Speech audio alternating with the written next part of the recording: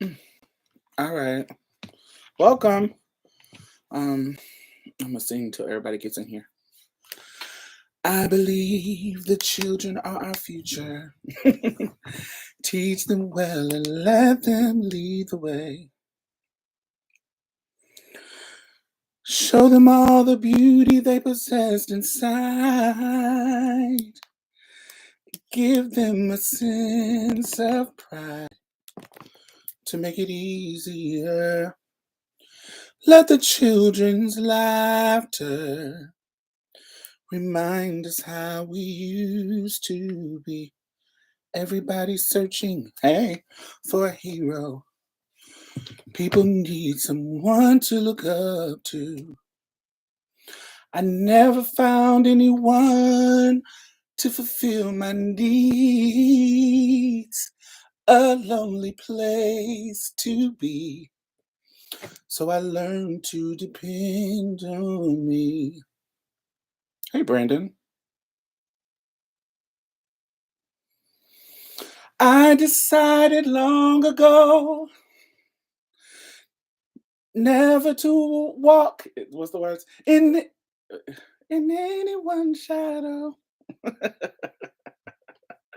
If I fail, if I succeed, at least I lived as I believed. No matter what they take from me, you can't take away my dignity.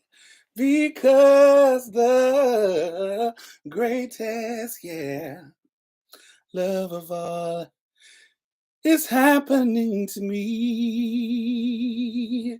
Yeah, yeah, yeah. Learning to love yourself. It is the greatest love. Ooh, it is the greatest love. Oh, it is the greatest love of all. Oh, yes, it was ministering. Gotta learn to love yourself. Brandon Darling. Gigi. Angel. CLK. Do-do-do-do-do-do-do-do-do.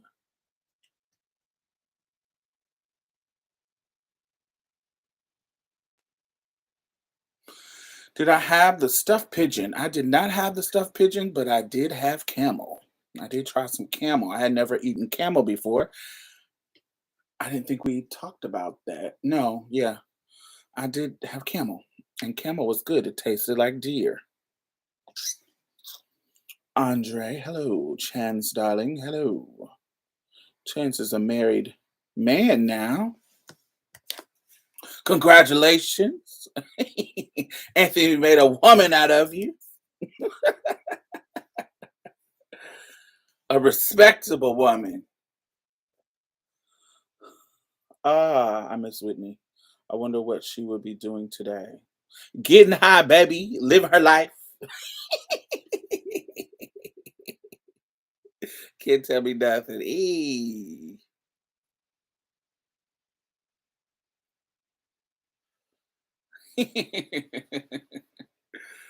Oh, baby.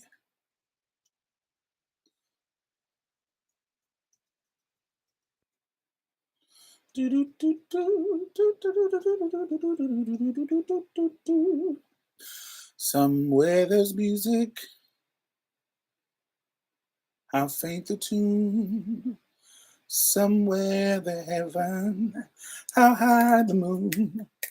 The moon looking around, something we do till it comes true. That you love me, yes, I love you. Somewhere there's music, it's where you are. Somewhere there's heaven, how near, how far. The darkest night will shine if you would come to me soon. Till you will be still my heart, how high the moon. Do ba dee doo, ba do do do do do do do do dee. Oh, ba do do. What are you talking about? tonight, Diamond. I actually don't have a particular subject. I want to talk about um, the perpetual learning stage that the gays seem to be stuck in. I want to talk about some of the legislation that is happening that is going past youth and going into restricting adult trans people from getting health care. I want to talk about the Jim Crow like shit that's happening in Mississippi and any damn thing I want, anything else. So it just depends. I have a lot of conversations that I just kind of just stuff that I've been thinking about. Some good news. If you follow me on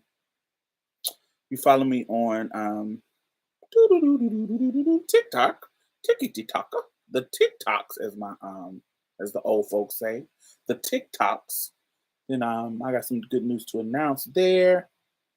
But no particular subject this time.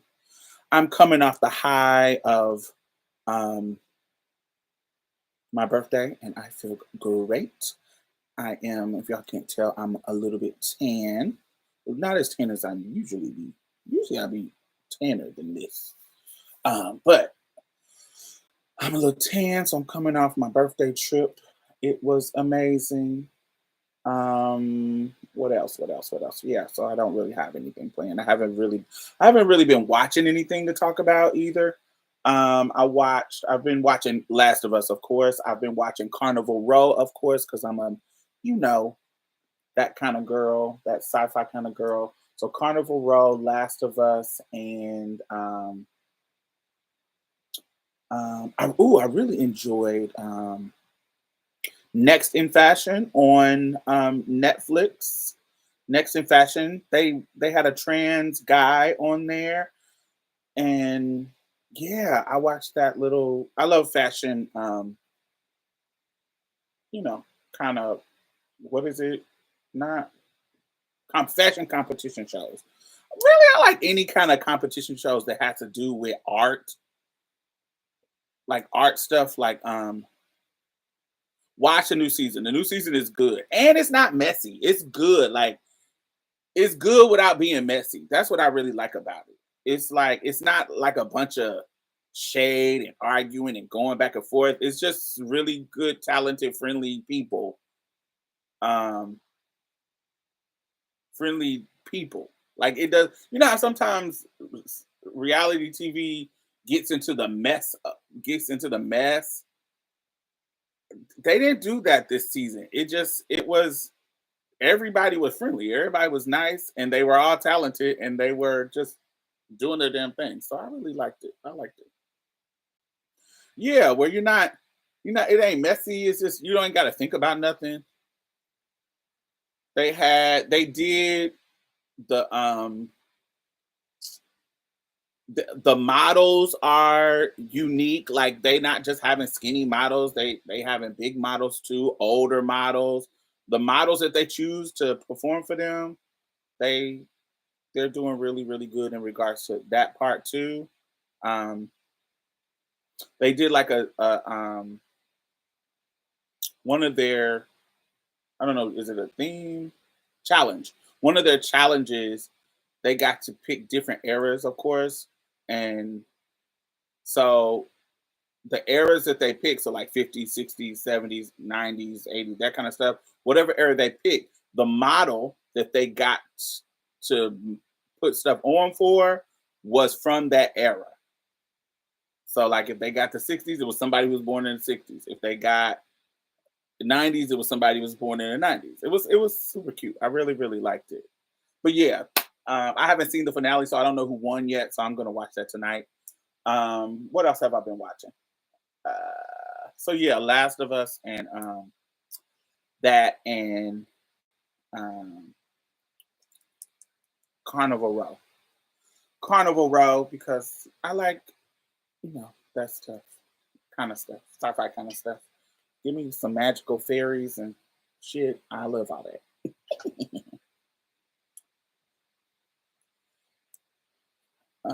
Thank you. I'm just about to ask you about next in fashion. Yes, it's so good.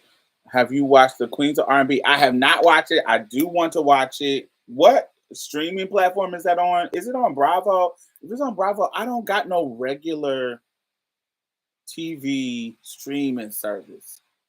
And I'm getting so many streaming services that it's starting to add up to what I used to pay for cable. So it's kind of annoying me.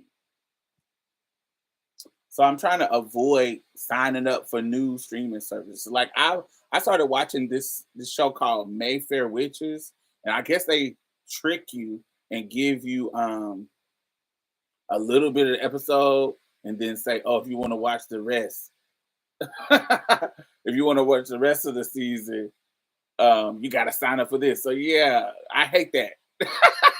I like because I wanted to finish watching that because it was good. But I just don't want everything I like is on so many different channels. Like I want to watch the Interview with a Vampire. I heard that really is good. Plus I like that movie, but I'm not about to get an AMC subscription. No. Mm-mm. The first episode is on Bravo's YouTube channel for free.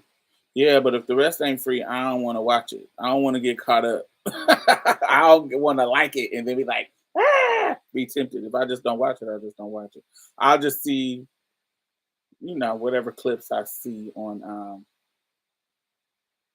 the internet.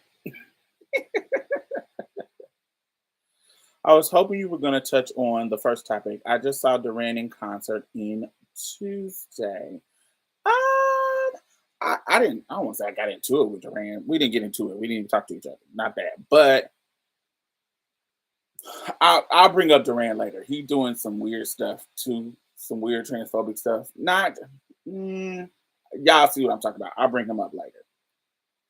But yeah, it's Duran being weird.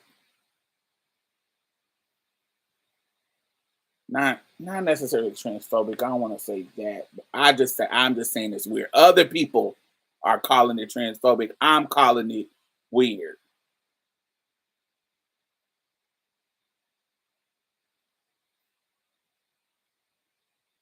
Sci-fi fan here, but I'm a Trekkie too. I like Trekkie. I'm a Trekkie. I like Star Trek. I love it. Diamond, how are you doing? You look amazing. Thank you. I don't feel like I look amazing, but I feel like not ugly, but I feel like,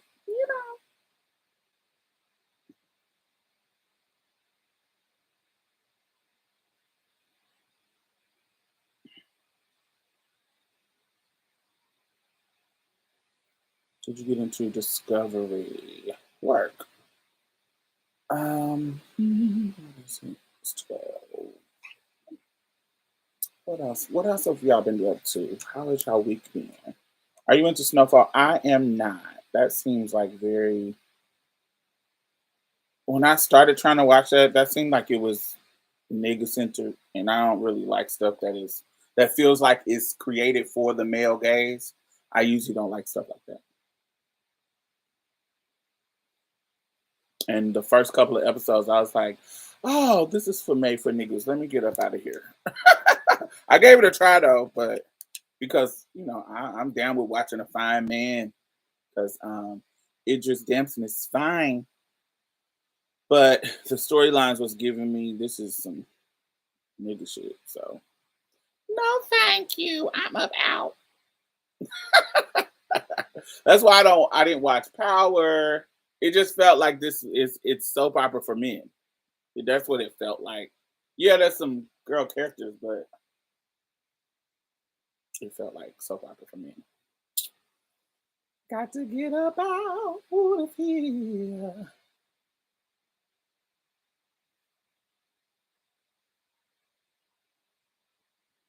It must be some man inside me, Steve.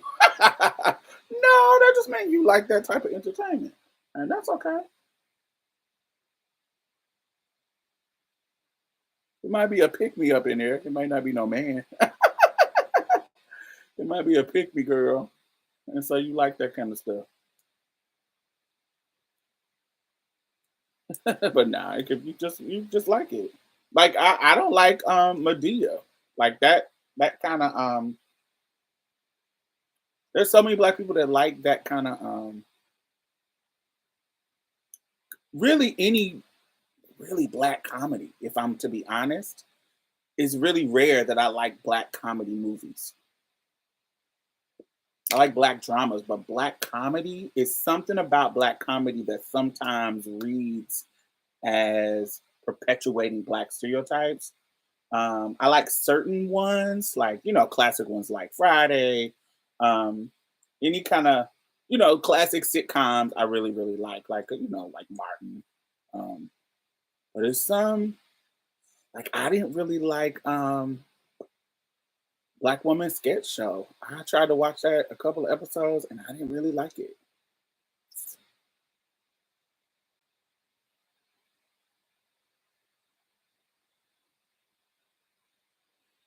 Have the police caught the killer who killed the trans woman in Minnesota yet? I follow a lot of cases, so I don't know the update on that one. So I don't even know. There's so many people that have been murdered.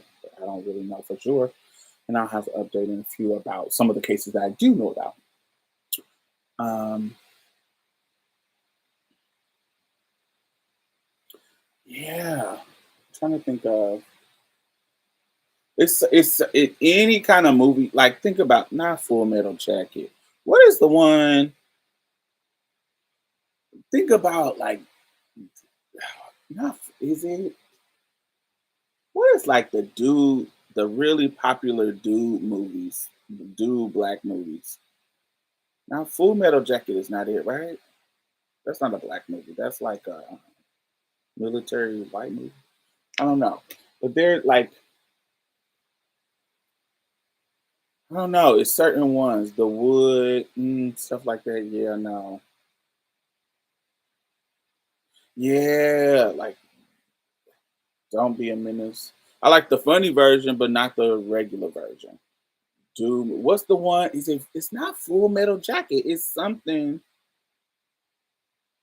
What's the one with Cameron in it? Was it Cameron?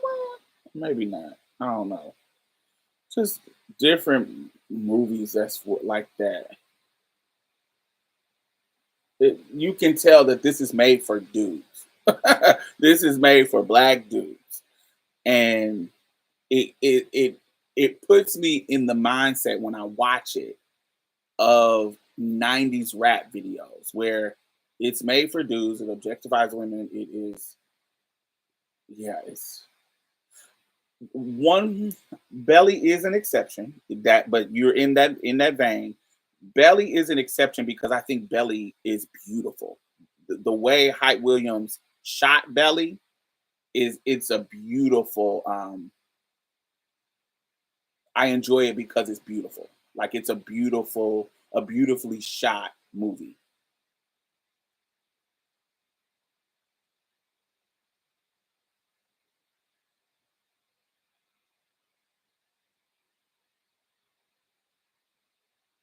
One of the most beautifully shot images of a dark skinned black woman, I think, comes from Belly. Keisha Keisha's image on Belly was so gorgeous. It was so classic and gorgeous and beautiful. I love that. I love Belly. Belly was dope. But it was definitely for the men. Hey L. I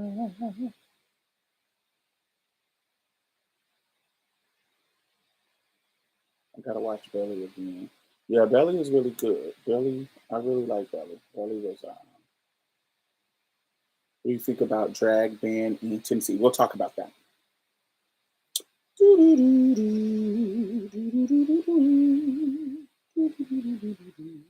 in about a couple of minutes. If you're in here already, thumbs up, thumbs up, thumbs up.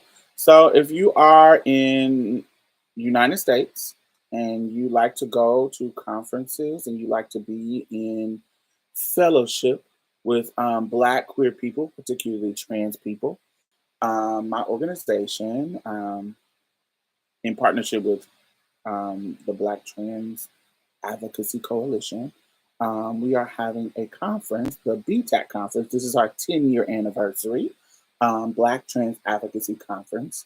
And This is my first year that I am helming the Black women's side, and we will be having a Empower Her Summit event.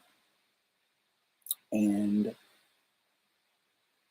you just Google Black Trans Advocacy Conference and it'll take you to the information. But it is between, let me see the dates. Oh, I don't have the link on hand.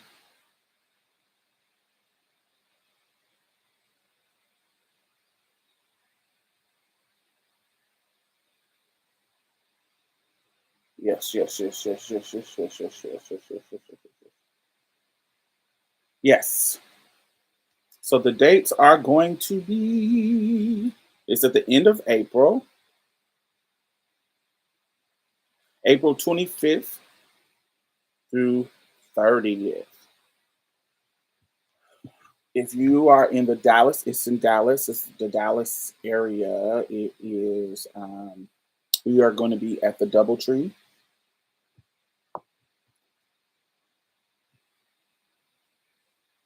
So it is a 5 day conference.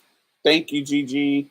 It is a 5 day conference, and the workshop portions are free. There are different events that you can go to that cost a little bit of money, and you can buy them a la carte. You don't have to buy the full registration, but there is a full VIP registration that you can buy that does save you money, but it gives you access to all the events. But the workshops and the educational portion of and community portion um, at the conference is free. You can just come and register for free. At just show up, and you can come in and enjoy the space with us.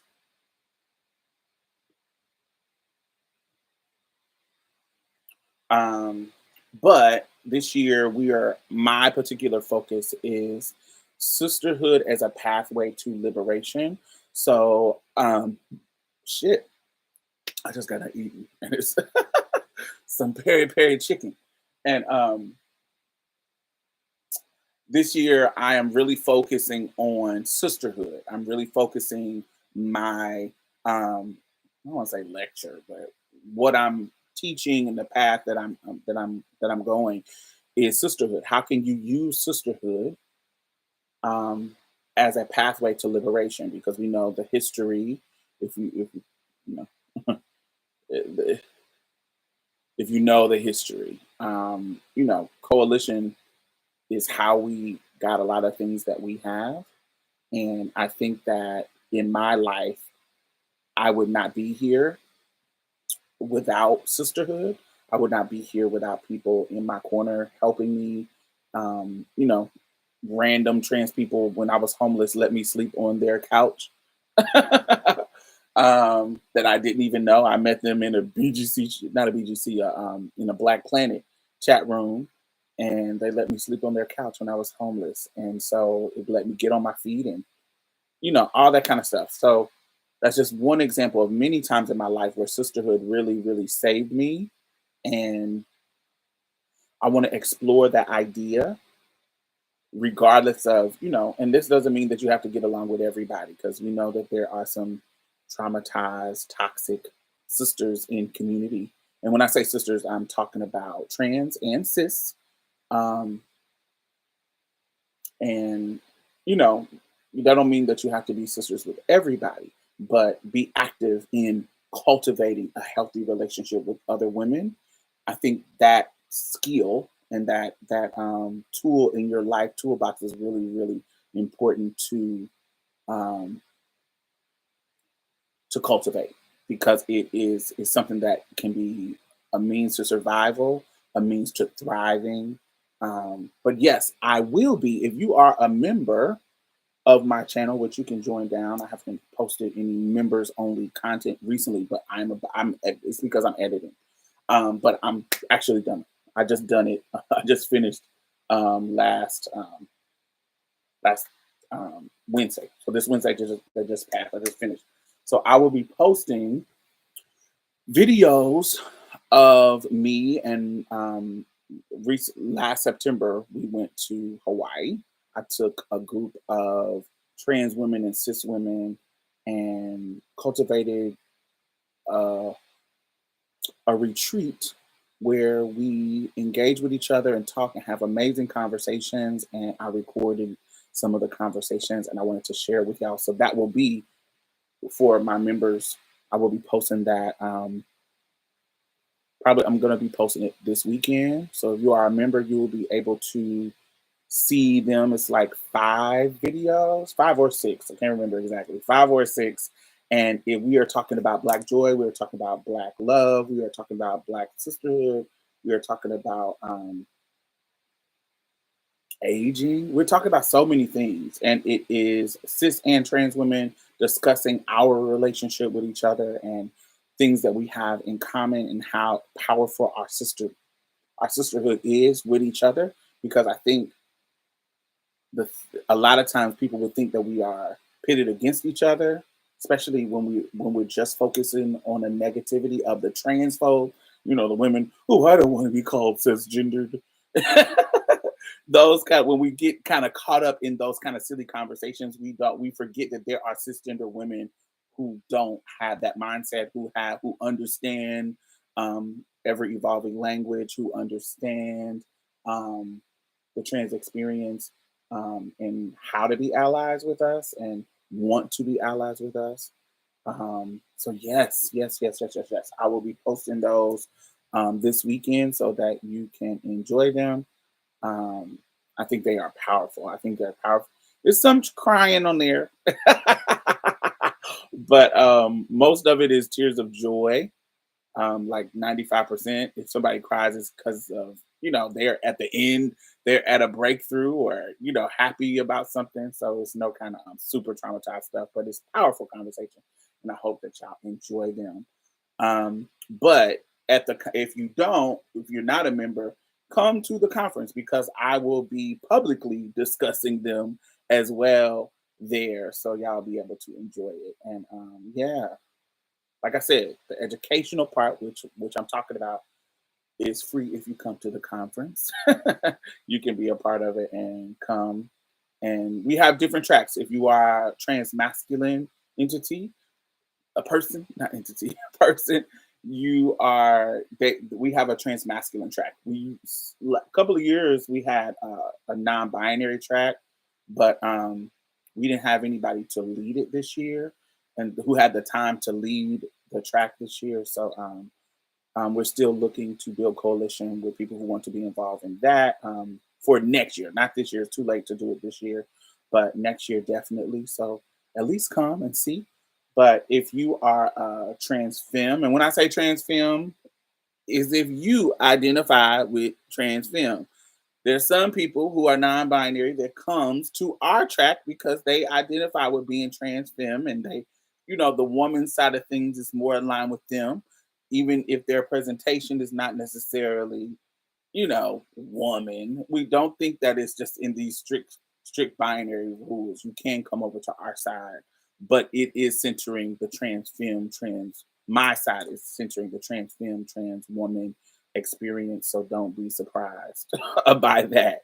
But if you're a trans mass, Carter is taking care of that. My brother in the work, Carter and Maddox, and he has a whole team of people that he's dealing with the empower him side of it. So yeah. Also, let's talk about the events. So that's the educational workshop teaching stuff.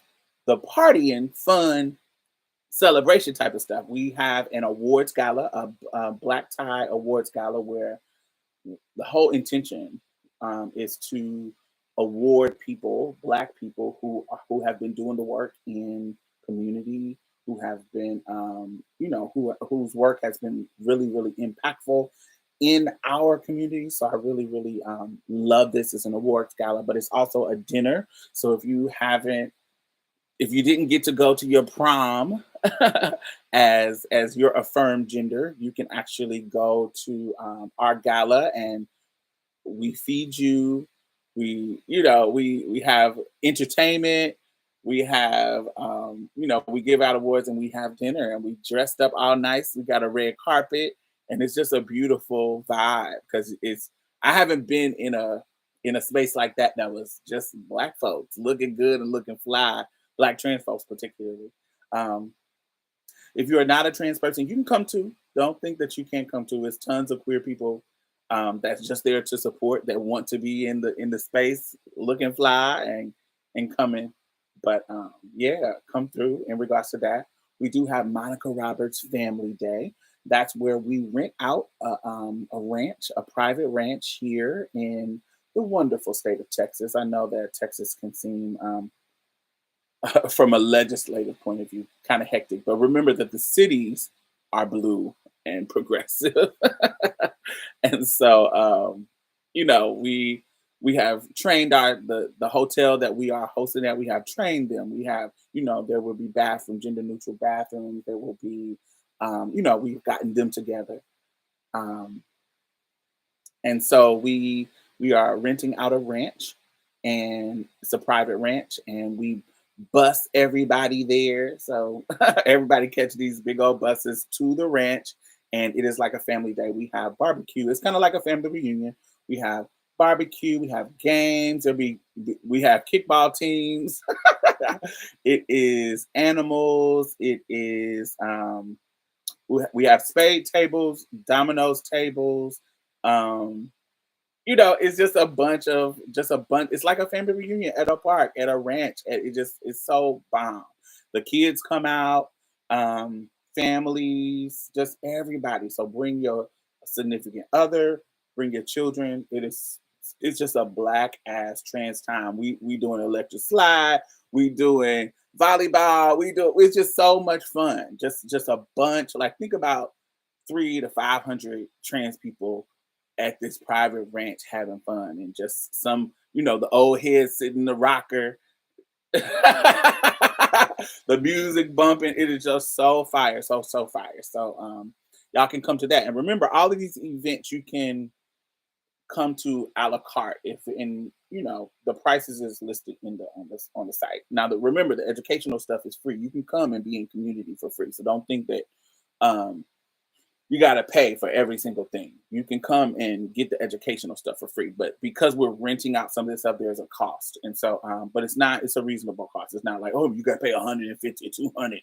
It's not like that. And so, that's the family day. What else? Oh, we have Trans Manifest. Trans Manifest is kind of like a trans or queer centered talent show. And so it's going to be hosted by Elle, and I don't remember the guy's name, Elle Halo. But it's like, if you have a talent, you a singer, a musician, a spoken word artist, whatever you are, you come to Trans Manifest and you sign up, and you and you perform. And so we have a list of people that are going to perform that have signed up. I don't think it's closed. I think you can still sign up. So if you are an artist, you come perform for us, all the people. That's an event. What's else? So I said the gala, the awards gala and dinner, family day, Trans Manifest. Oh, B-Tips. So we have a pageant system. So if you are a pageant person, we have a Mr. B-Tac and a Mrs. B-Tac. Will you be singing at Trans Manifest? I will not. No, I have too much running to do. I am one of the upper leaders, so I have too much running around to do. Um, um, but yes, we have a pageant. So if you like pageants or you like to participate in pageants, we have Mr. B-Tac and Mrs. B-Tac. And so there are cash prizes. There are, you got to have talent, gown, typical pageant stuff. So be ready to do your thing, bring your talent, bring your gown. So if you like pageants, that's another event that you can go to. What else? Oh, and we have a ball. If you like balls, if you like voguing, if you like walking face, if you like walking realness, if you like walking sex siren, if you are into the ball scene, we also have a ball. And the theme this year is the Wiz. So make sure you bring it. If you are into ball, make sure you bring the FX. The flyer is out. So follow Black Trans Women's Inc. or follow Black Trans Advocacy Coalition, and the flyers will be posted soon. Is there going to be a dominoes table? I play dominoes. Yes, it will. Spades and dominoes every time. Um, what else have I left anything out? So we got the ball, we got the Trans Manifest, we got the Empower Her, Empower Him track, we got the gala, we got the yeah. So like I said, it starts the 25th. If you cannot afford to come the whole days, the main days that you should come is Thursday, Friday, and Saturday. Like if you only can afford 3 days, the main days. And if you go to the website, it tells you the dates of everything. But if you want the full experience, you come to 5 days. If you want the main event experience, come Thursday, Friday, and Saturday.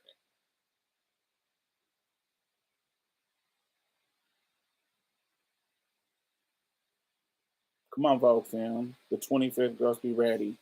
I don't think the ball is on the 25th. I think the ball is on that Friday or that Saturday. I can't remember which is the beginning ceremony is on the 25th. So I think that Friday, so the 28th, or maybe 28th, or that Saturday. So either the 28th or the 29th. I can't remember the exact day the ball is on, but it's either that Friday or that Saturday.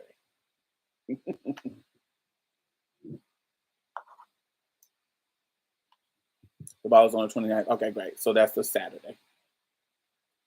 So yes. So yeah, that Saturday, leave. So honey, fly in on Thursday, boom, fly out on Sunday.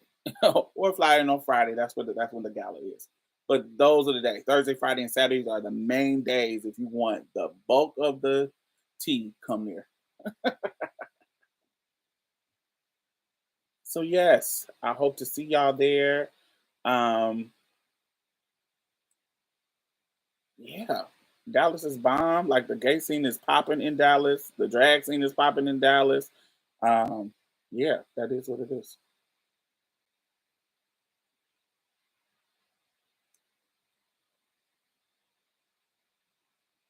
Thank you, Juju. All right, so let's get into some tea.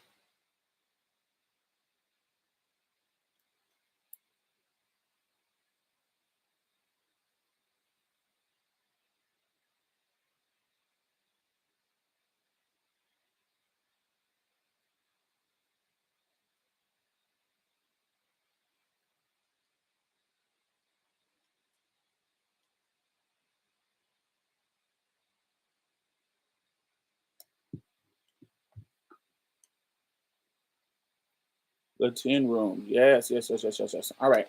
I'm gonna go to the bathroom real quick. Be right back. Forgot to pee, honey.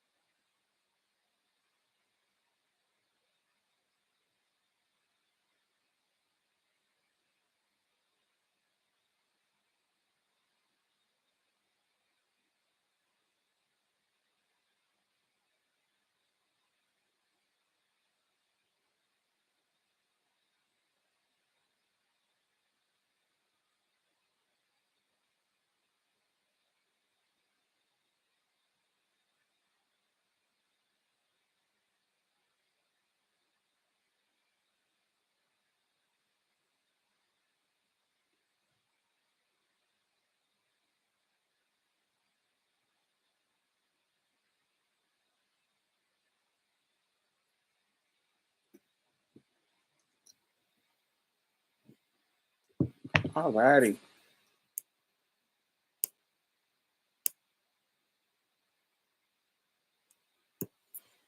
Okay. So let's talk about first and foremost, not foremost, but first, let's talk about this Tennessee ban on drag. They're the first ones that actually went through and they have banned drag performances. What are your thoughts about it?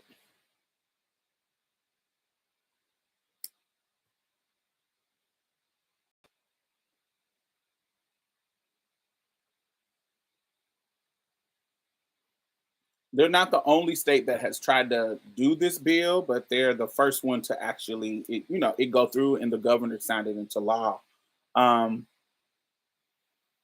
they're basically saying that Republicans are saying that performances like this expose children to sexual themes and imagery that are inappropriate and acclaim um, what we when we it's basically like we're grooming. Not we're. I'm not a drag queen, but drags queens are grooming children, giving them sexual imagery and sexual things. Now, of course, advocates reject this and say that they're responding with this is a First Amendment right thing. Like people should be able to um, dress how they want to dress and express themselves how they want to express themselves in regards to their style of dress, because that's what they're talking about. The drag not being presented, your gender expression in a way that is aligned with your assigned sex at birth. That's what they're trying to say. Okay. Um, and people are saying that, and advocates are like, no, this is their right to be able to express themselves how they want to express. It's our First Amendment right.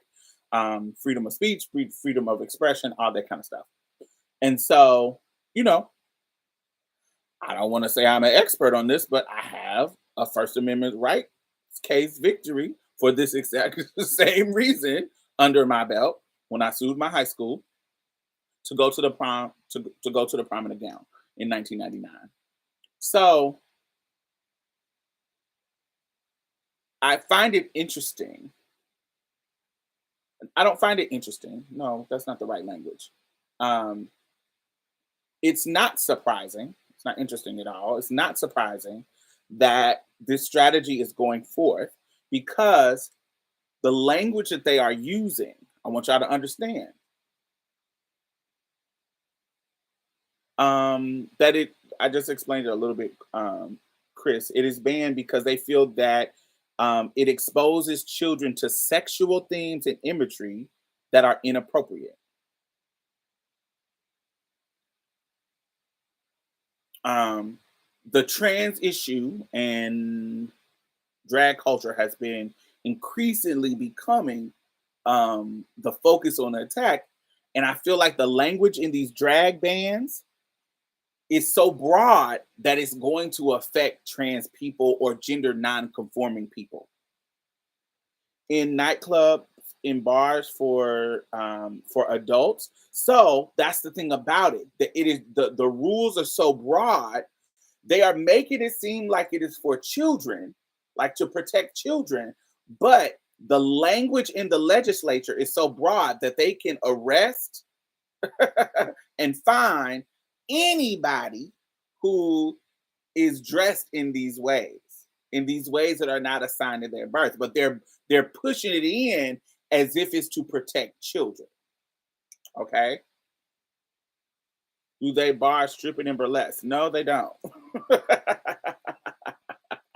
So you can't have, so let me give you a perfect example. So stripper and those kind of bars cannot be in the vicinity of schools. Like usually most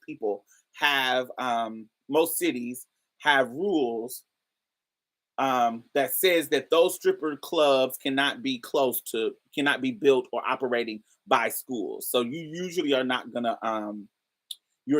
not gonna see strip clubs by like school zones and blah blah blah blah. But now what this means is, but normally, like gay bars that have drag shows and stuff, that usually didn't apply to them because they just seemed like they were a normal night, a bar, just a normal bar. And bars can be anywhere.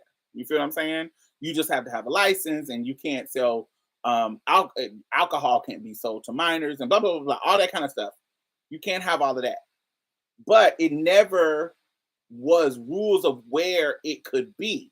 Okay. But now that these type of laws has come up and they're passing, like in Tennessee, what it'll happen is it can make gay bars move out of particular neighborhoods that has been historically gay clubs, historically gay neighborhoods, all because they have a school by that bar that does drag. Do you see how they can be slick and do that? Because this bar has to stop doing drag, or they can get fined and they have to move to another location that is not the neighborhood no more. You see how that works? Because now the drag stuff is banned. So that's one way they could do it. But also because the language of how you being dressed this way can be fined, that's not aligned with your assigned gender at birth, that fine can apply if you're just somewhere doing anything.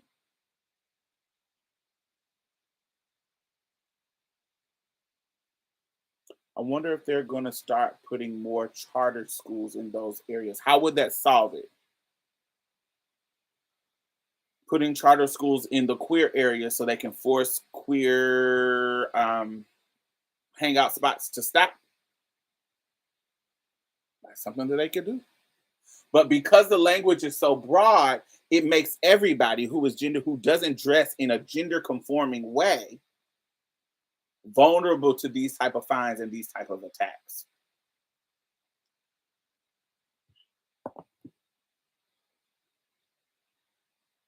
States that are considering some of these bills, it wouldn't solve it, but it'll force queer people out. Like you said, yes, absolutely.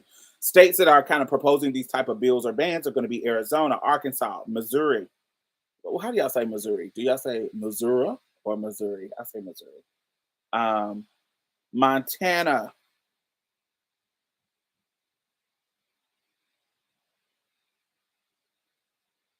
West Virginia, South Carolina, Tennessee, Arkansas. Did I say that?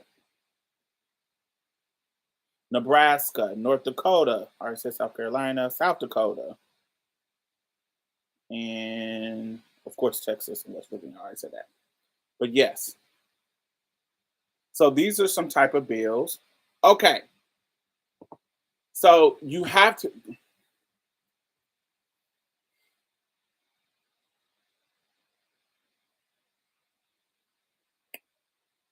How this kind of started, how they got this idea was how this kind of snowballed is because of the popularity of RuPaul's Drag Race and the popularity of drag just as an art form coming into the mainstream. Anybody who is in any kind of gay community, you know that drag queens, not just, and also I shouldn't have to explain this because you should be able to Google this. A trans person and a drag queen is two different things. But if you had a circle and where they meet, like there's a that if it was a Venn diagram, there are drag queens who are trans people. Okay, so there are trans people who do drag. Okay, but a trans person doesn't necessarily. A trans person is not a drag queen, and a drag queen is not a trans person, not necessarily. Do you see what I'm saying? Drag is an art form. It's a performance. It's an entertainment. It's a job. Being a drag queen is a job or a hobby, something that somebody does.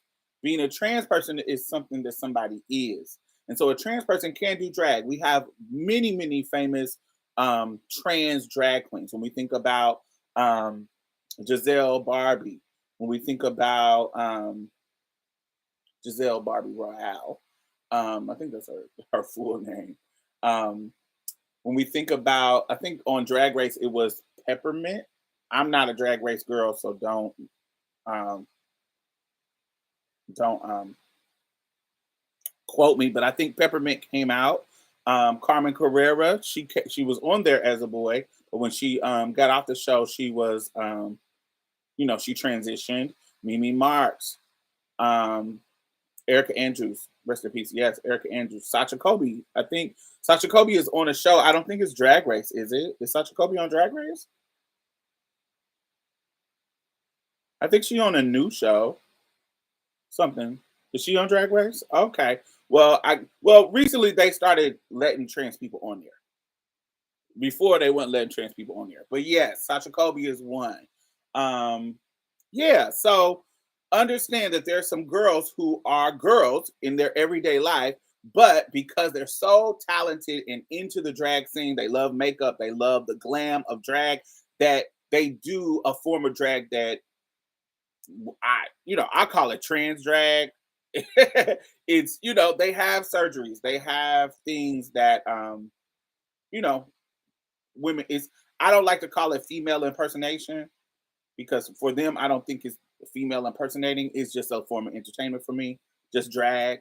Um, but yeah, I think female impersonation is a antiquated term. I think that's old school. But anyway, there are some trans people who are not drag queens, and there are some drag queens who are actually trans people in their everyday life. Okay.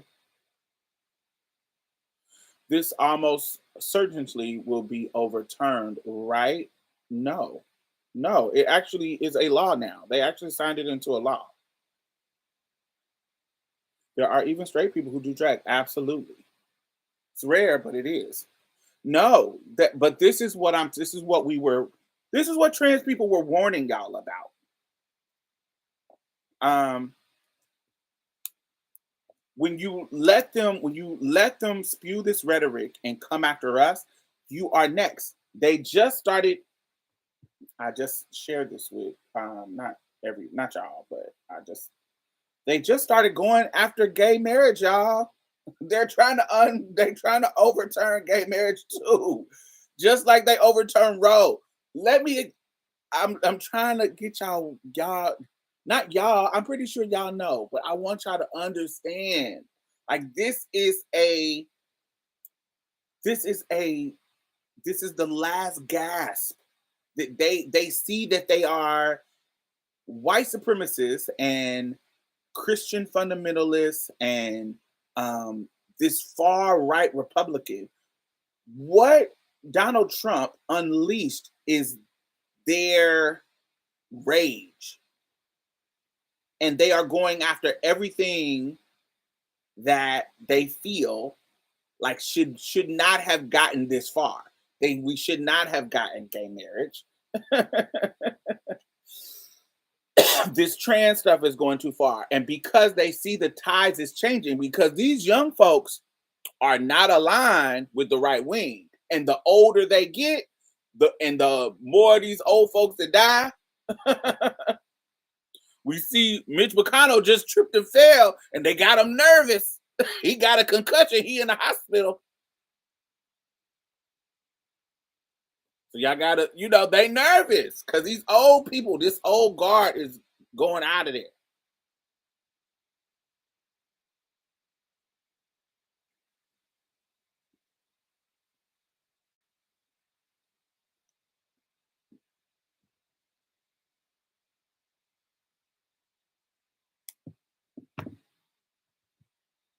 So they're trying to overturn everything. They just overturned Roe, y'all.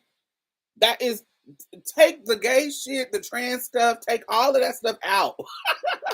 They just overturned Roe. That's for whoever has a vagina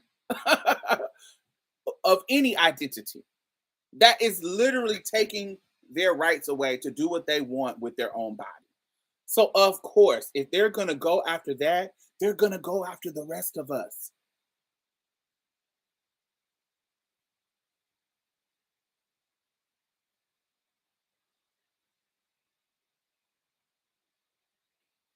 Oh, I don't know. If you want to get notified, sometimes you gotta redo the bell. One of the things that YouTube informed me is that a lot of my people don't they don't get the notifications because they don't do the bell. There's only about 3% of my people that do the bell, the notification bell, and you can customize it. It can be you only get notified if I do something. I can't remember. Check that out. I can't remember exactly. So it's usually the notifications. But sometimes YouTube is just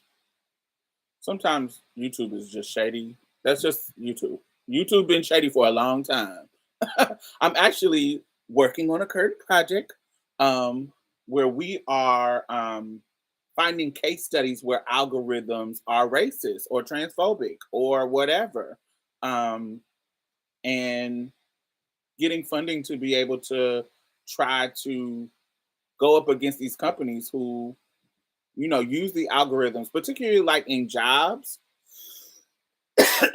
to stop us from getting opportunities. They can be racist and transphobic and homophobic and all that kind of stuff. And it's the computer. It's not necessarily, but because humans make these computers, sometimes those biases can come into play. And so I'm trying to do some on the cutting edge stuff.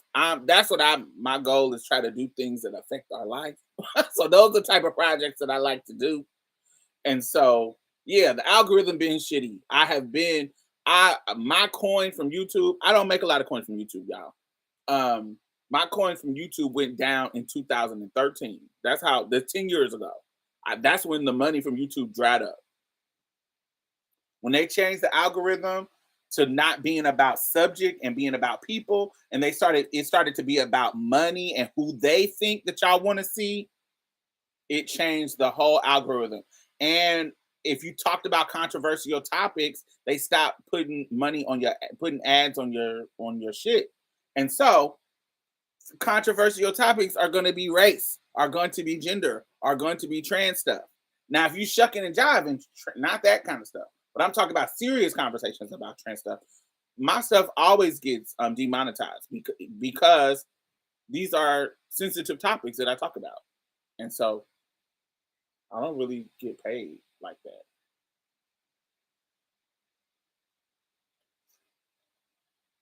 Yes.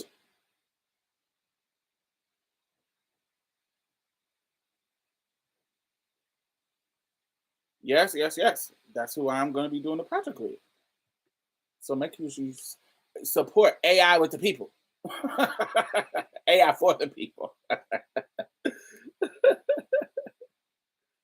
Yes, you do. You will pop up right in the moment that I'm talking about you. Your ears must have been itching.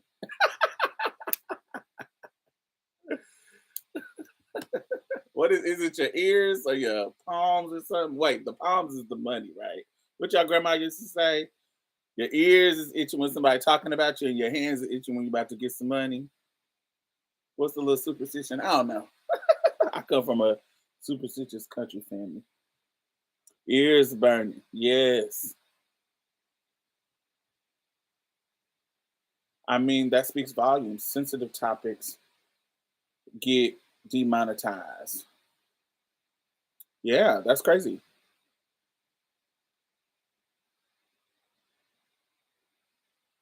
Same thing happened to Elena Genevieve. Put your website link up. Yes, yes, yes, yes.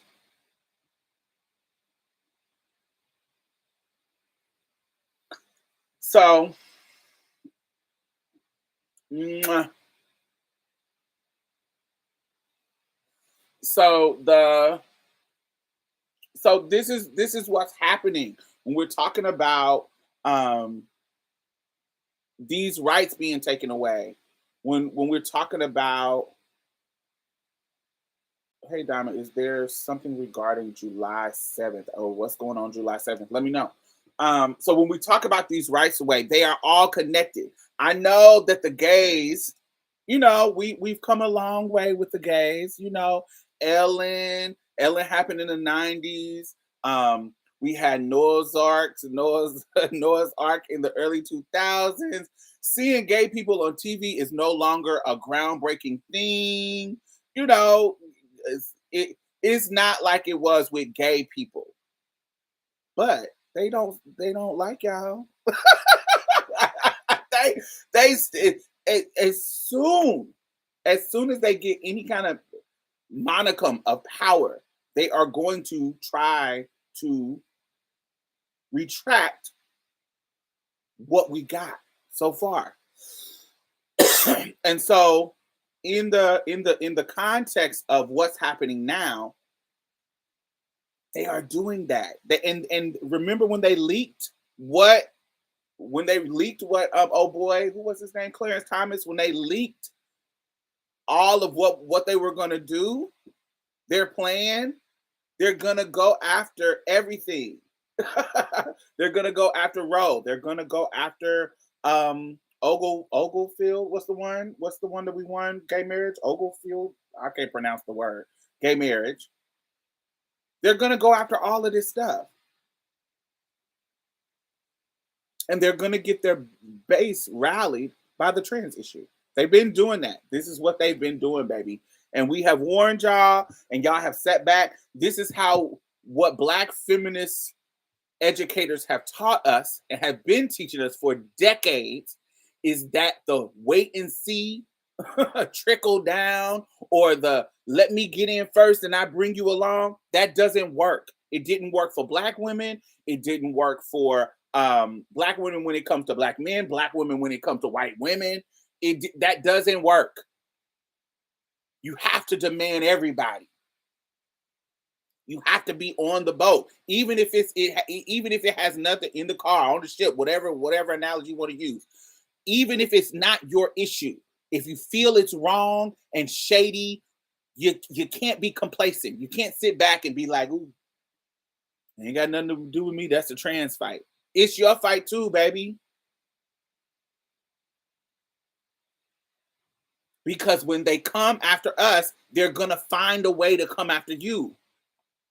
Because they like, this worked. How far we can take this? Oh, we reverse role. The quintessential woman,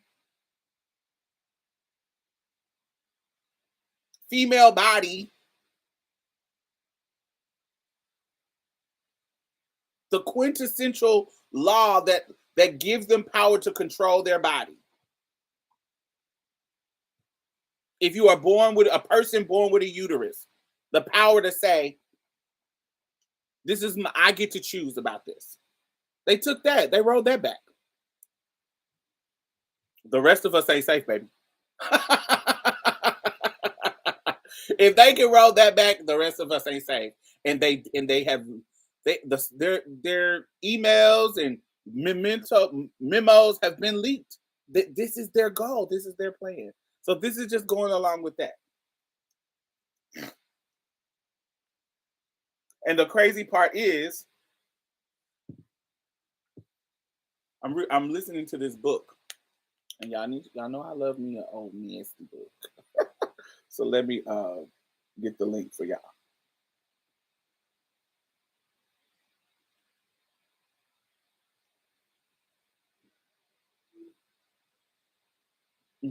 Let's see the name of it. It is called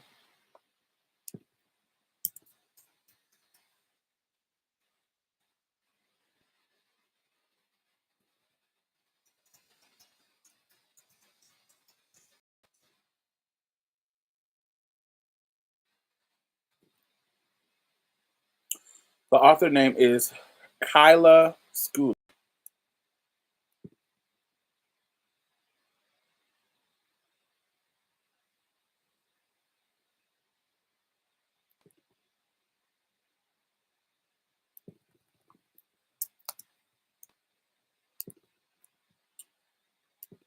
The author is called Kyla Schuyler, and the book is called The Trouble with White Women. And it's a really, really good book, but it examines It is a white woman. Brittany Cooper does the foreword, so we love Brittany Cooper. They're examining. I don't know if y'all read the book called Stamped by Ibram X. Kendi, but Ibram X. Kendi and Stamped take it takes multiple people's lives and leads you on how the conversation about race changed.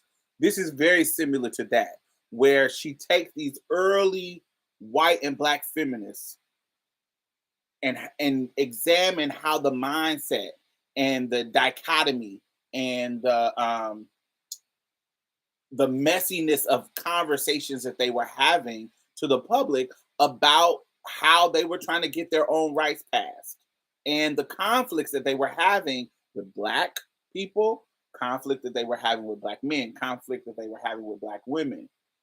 And it is a amazing book. It's really, really thorough and really, really good. So check it out. I listened to it on Audible. It is really, really good. But I think it's a reflection. Yes, the subject is white women, but those kind of dilemmas, those kind of moments where you have to choose to be in solidarity with somebody who has less privilege than you, and how easy it is to not choose to be in solidarity with people who have less privilege with you when you want to just get yourself through the door. How easy it is to throw people under the bus who you feel because you have ideologies that are against them, even though you feel like you deserve rights because the person that's more powerful than you controls you and your rights. And so these conversations, it opens up many, many conversations and many, many thoughts. But while you are reading it, I want you to read it. If you read, I want you to read it and think about it's listening or reading the book. You're going to be thinking, oh yeah, them white women, them, and you should, because you're learning about them and their story. But I need you to turn the camera to self and ask yourself, how are you doing what white people do to people who are behind you on the totem pole? I'm trying not to say totem pole because that is Native American important spiritual.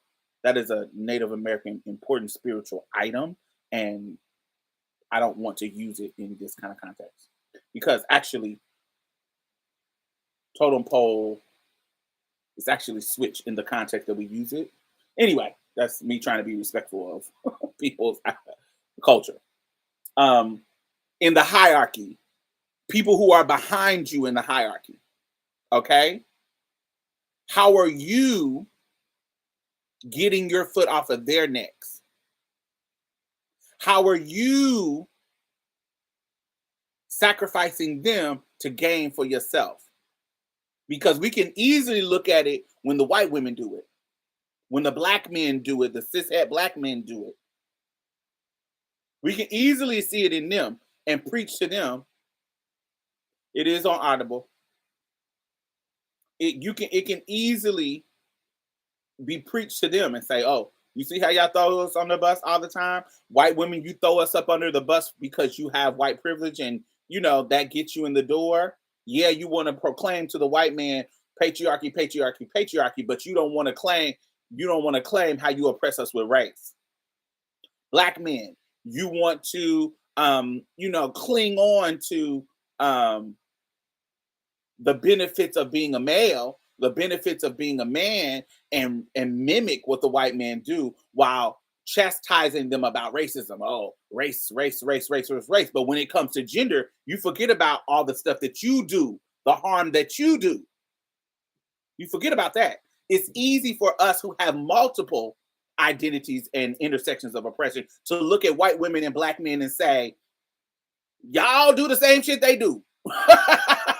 Y'all just got one faction of oppression that y'all can cling to, but y'all do the same thing to us. It's easy for us to look at them, but we have to make sure that we are reflecting that camera on ourselves and see, how are you treating people who have less privilege than you? How are you not perpetuating that same mindset that we are chastising white women and black men, cishet black men for? Got it? Are we get it? Are we grasping? Yes, we can point the finger and call them out. But how are we dismantling that system within ourselves? How are you, a trans person, a passable trans person, treating people who are not so passable? Gay men, how are you treating trans people? How are you stepping up and being in solidarity with them and not letting your privilege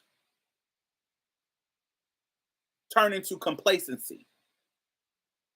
So that moves me on to my next subject. So Derek Sampson or Derek Simpson, let me see his name. He's a gay male comedian. Okay, I don't know him, but I don't want to shit on his career.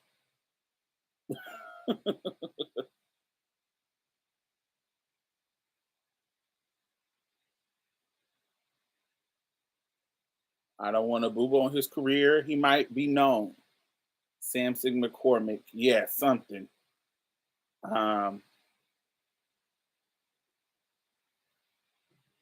Yes, Samson McCormick. Yes, thank you.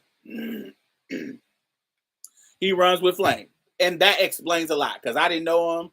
So it makes total sense that he runs with flame. I almost don't want to talk to him now that I know that. Talk about him now that I know that. So, but yes, I plan for this to be a topic. So great. Samson been on YouTube for years. So cool. So last week,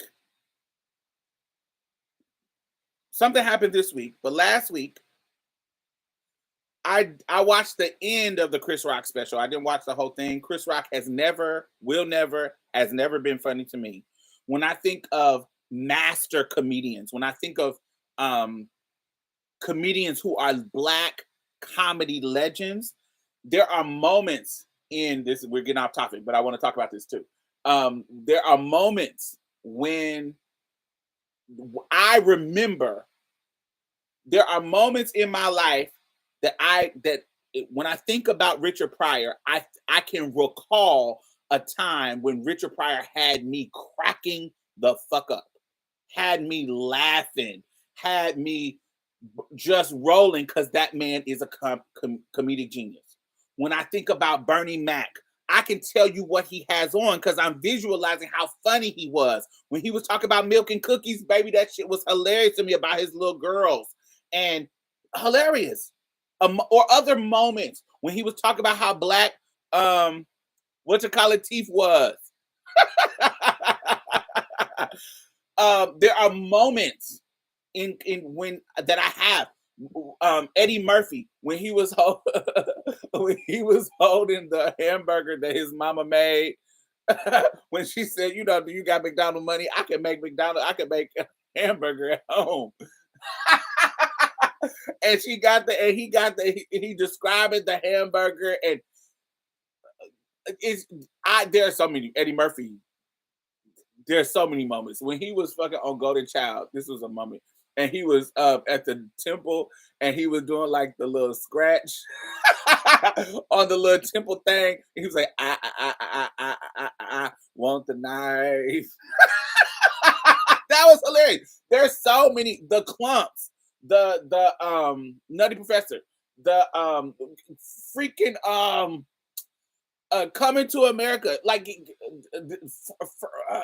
what is it? What's the one he did with the white dude? The very first movie he did with Nick Nolte. Cops, is it something Cops? They were cops. What's the movie Eddie Murphy did? Anyway, Martin, the whole series of Martin's when he had the red pants on and the red vest.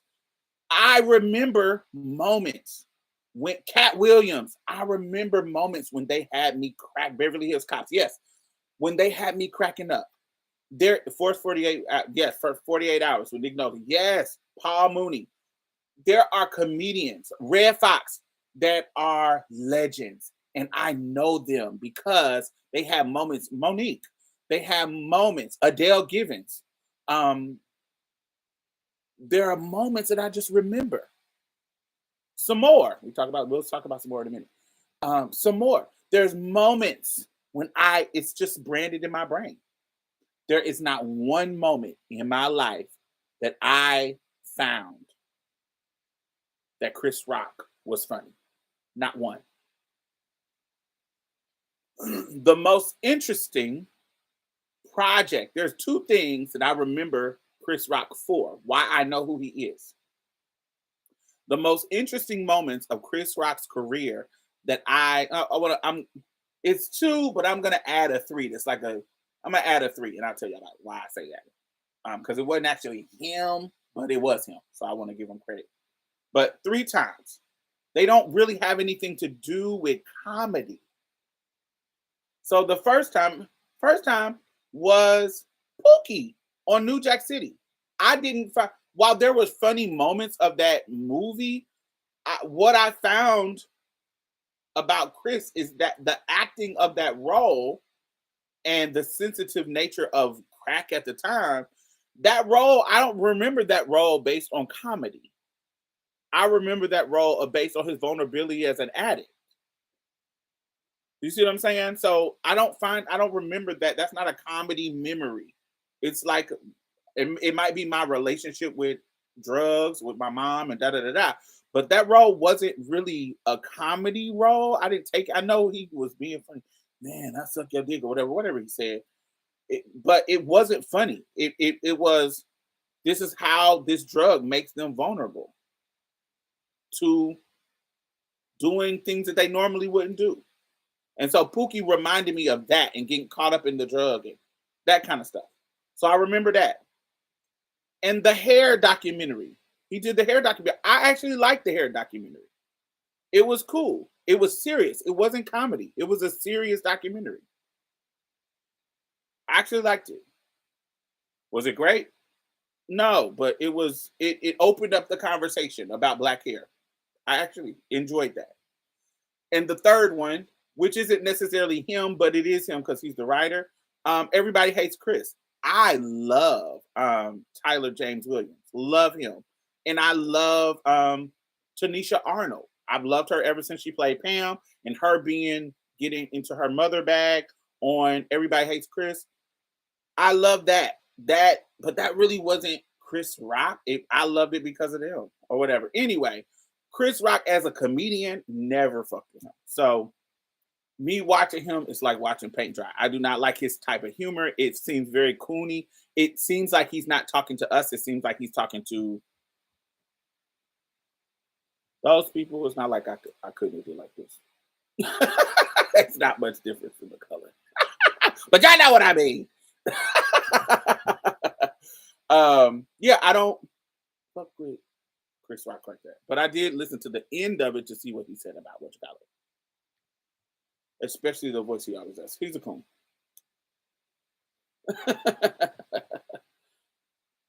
He wrote Pootie Tang with Louis K.C. I never watched Pootie Tang. That's one of them black comedies that just felt like it was too shucking and jiving. I didn't know. I don't watch it. It felt weird. That watching that makes me feel weird. No, thank you. So yeah, where was I going with the Chris Rock? Okay, so let's talk about what is his name? Samson McCormick. So I'm glad that y'all telling me he deals with flames. Anyway, so last week I'm scrolling through my feed and listen on Instagram, and you'll see a video. I block Shade Room. I block it's certain ones that I just block because I think that they perpetuate bullshit. But one of the ones that I really like is this one called The Gay Magazine, GAYE Magazine. I follow them on Instagram. And so, they give you cute little updates on the queer culture. Now, sometimes they seem like they just doing this to be messy. But, okay, cool. So they started talking about, they have posted something about Samore. And Samore has a special on Netflix, and she's just talking about, she's talking about her normal Samore stuff. It's nothing it was cool. Like at certain parts it was funny, but it was certain parts that I didn't understand. But one part that they, because this is a gay LGBT centered thing, um, not blog, whatever Instagram is, this particular page is for gay shit. They posted some more, and she had said this joke. It wasn't a joke. She set up the joke using Zaya Wade.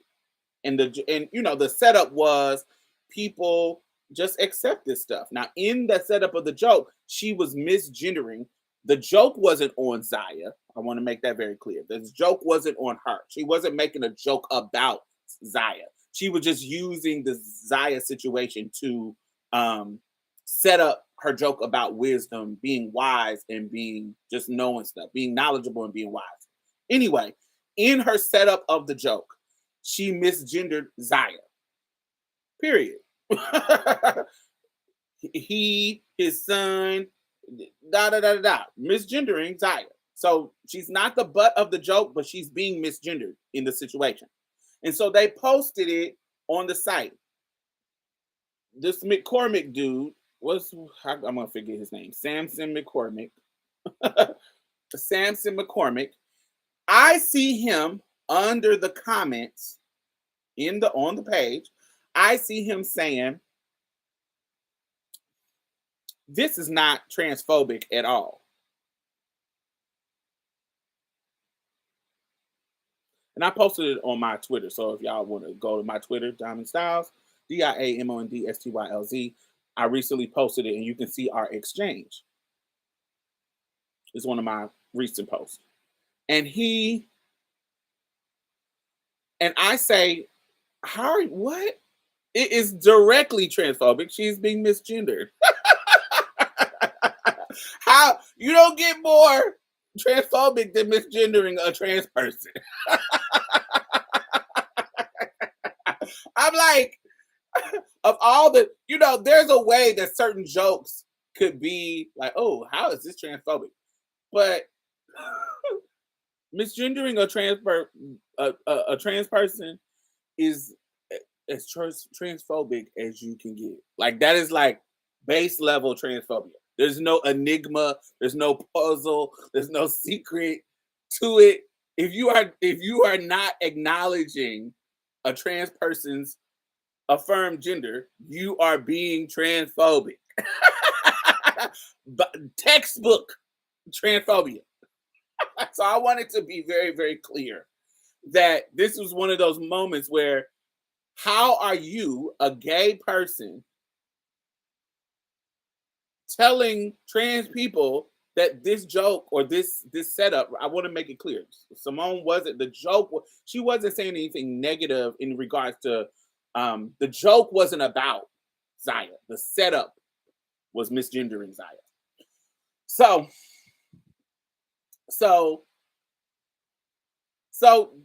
and then when we go back and forth, he's being very condescending. This is my opinion, and you don't gotta accept it. And I was like, and I gotta talk about this.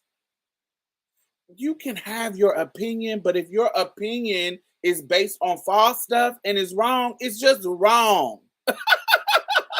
It's like, okay, this phone is black and lilac. That's what it is. Your opinion can be, oh, my opinion is this is red. Yes, you can have that opinion, but you are wrong. This is not red. Okay? This is not red. And that's what it felt like talking to him.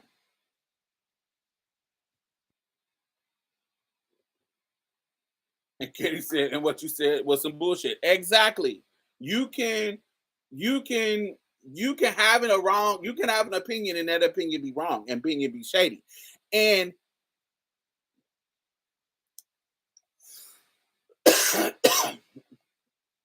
and if you are intentionally just not trying to adjust your opinion when you are presented with facts, then you are being whatever. You are being a racist. You are being whatever somebody is calling you out on. That is what you're doing. Period. And so he was being condescending and da da da da da. So that was last week. This week he goes on. They were talking about language and pronouns.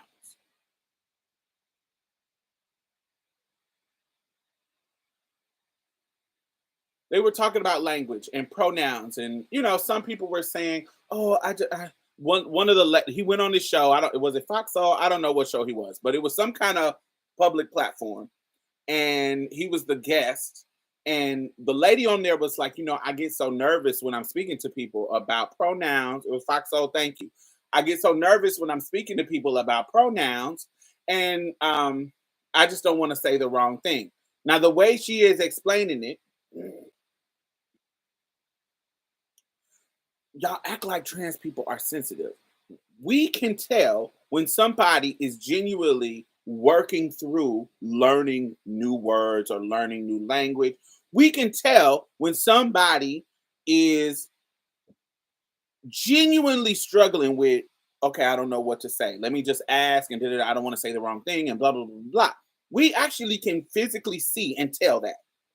And we can tell when a person is doing it to be an ass. And we can tell when the other person is doing it where it's not intentionally harmful, because the context of the conversation, the context of their body language, their mannerism, and all of that, we can tell. Okay? So, but you, Mr. Samson McCormick, you are not learning anything. You are not trying to learn. And also, if somebody, I want to add this because people love to bring this up, and some trans people love to do this too. Say somebody doesn't align or conform with the gender norms, and you can't tell what they want to be called. Okay? It is two things that I want to say two. One thing that you can do is ask. Somebody recently said that Danny says all you have to do is ask. You can ask. It's actually something that multiple trans people during multiple diversity, cultural competency trainings have given y'all. It is something you can Google. It is something that you can find everywhere online. Something that we have all, I want to say all, but a lot of us have been exposed to. You can just ask, hey, how are you doing? What are your pronouns? My pronouns are she, her, hers.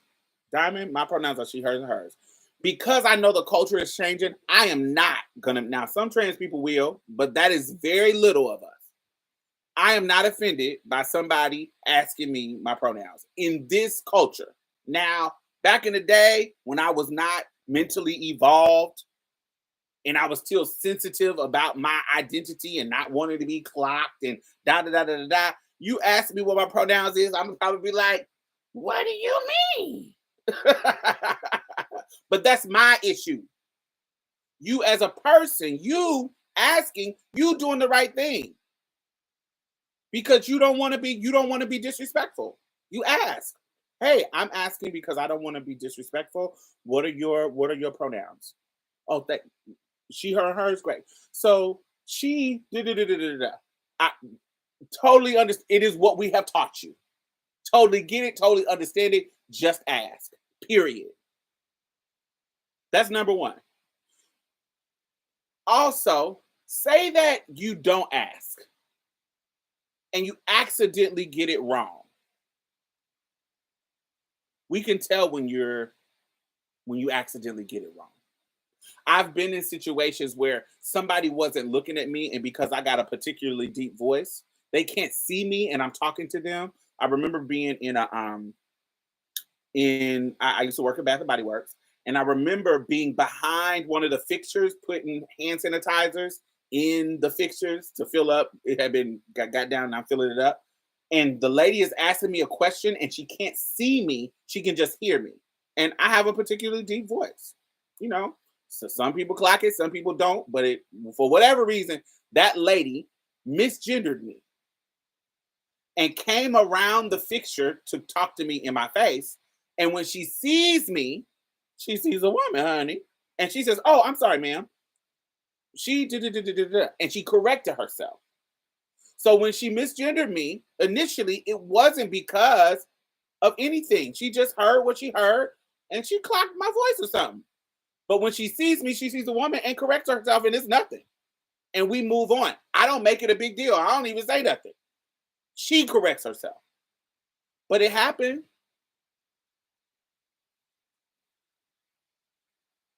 They about to close down Bath and Body Works. Good. So so their accidents has happened. Have I misgendered cisgender people? I have, because I thought that they were something that they weren't.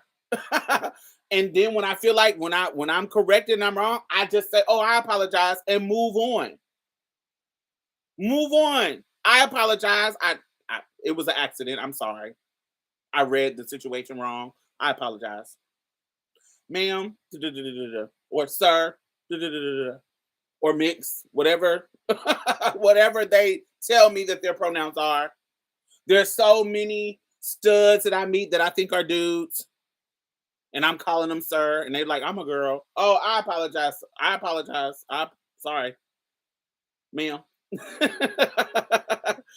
Just correct and move on. Y'all making it seem like we are sensitive.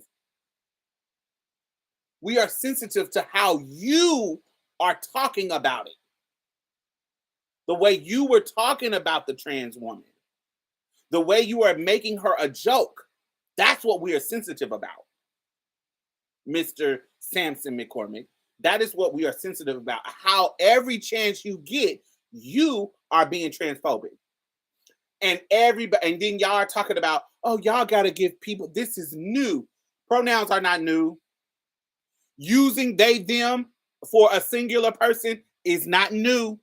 That is in the English language. There was somebody in the comments talking about, "Oh, I'm not about this new stuff. Yeah, I'm not about to call no single person they, them." You do. You do it all the time. When you're talking about somebody that you don't know, you say them. Like, say you don't know if it's a male or a female, or you don't know how many it is, you say they. If you're looking for a killer and you don't know if it's a woman or a man, and you're going through the evidence, and we don't know if they had to come through the window, because nothing on the door was unlocked.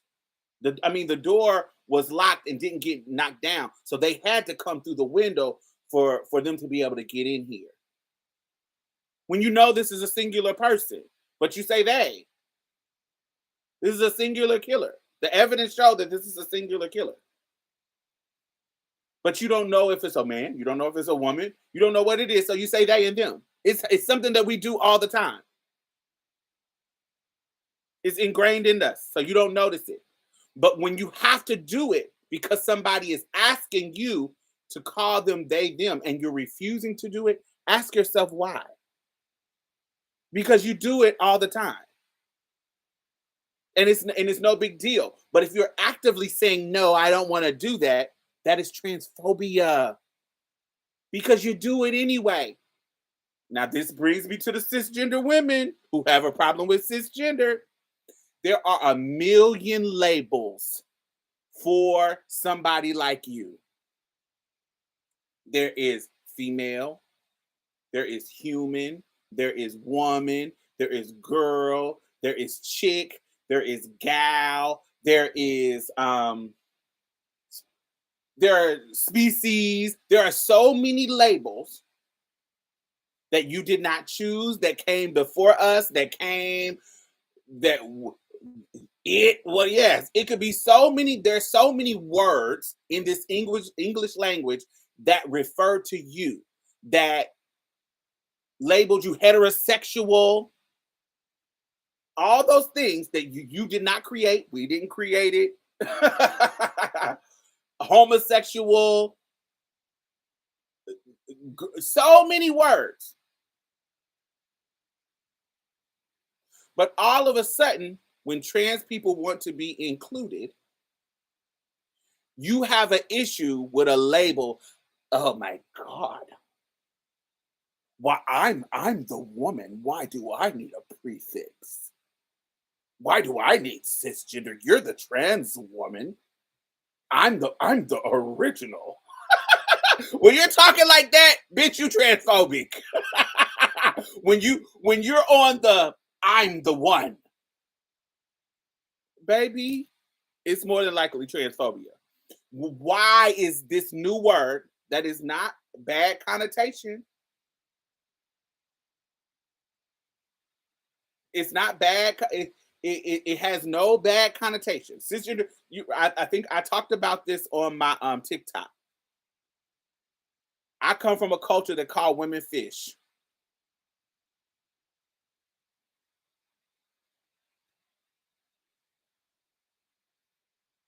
I come from a culture for a very long time. We called women fish. And it was so part of our culture that if you go back in my old videos and look in the comments, I was arguing with people. And I ain't erasing. Y'all can go back. I don't erase shit. I don't care. Y'all can drag me for whatever. I'm an evolved person. I done came far, and I leave evidence for you to see my evolution. You can go back to some comments of my videos and find me arguing with cis women about fish. That is our culture. How dare you? When you get to talking like that, you got to be careful. That is our culture. That's just what we say. We call each other fish. How dare you be offended by fish? That it don't mean anything negative. How dare you can find me in the comments doing that? Was I wrong? Yes. Because I knew and they knew that the history of fish was negative.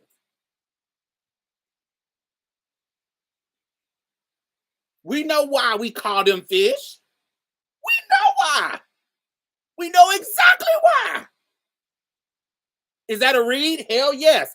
Has it been so embedded in our culture that we've turned it into other stuff? Yes. In our culture, fish could mean being a woman. Fish could mean being passable. Fish could mean being a woman for cisgender or transgender. Just being fish, just being sickening, just being, fish about it, baby. I'm fish. What do you mean? Honey, I just went to Dubai and they didn't clock me, bitch. I'm fish. What do you mean? I don't have to worry about that. I'm fish. I ain't got to worry about no bad people harassing me in the bathroom, bitch. I'm fish. What do you mean? We use fish in a positive connotation all the time.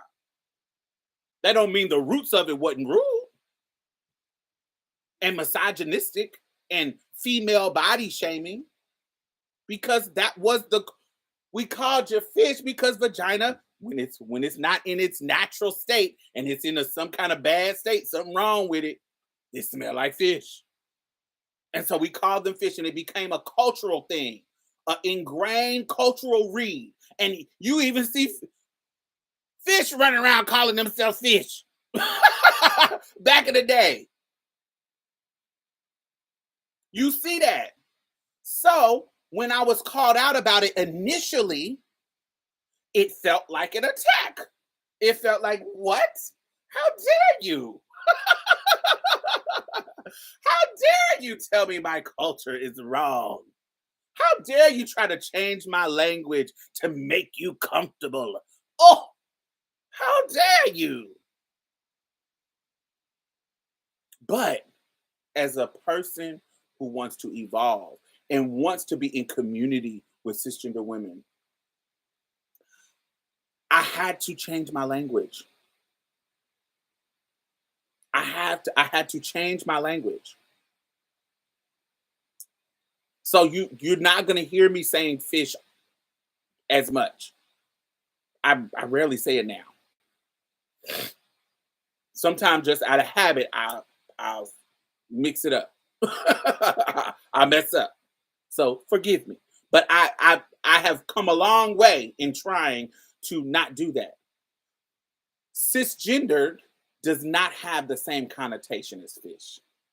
Cisgender doesn't have a connotation of that negativity. The history of cisgender, first of all, we didn't make the word up. The word been around since the 60s.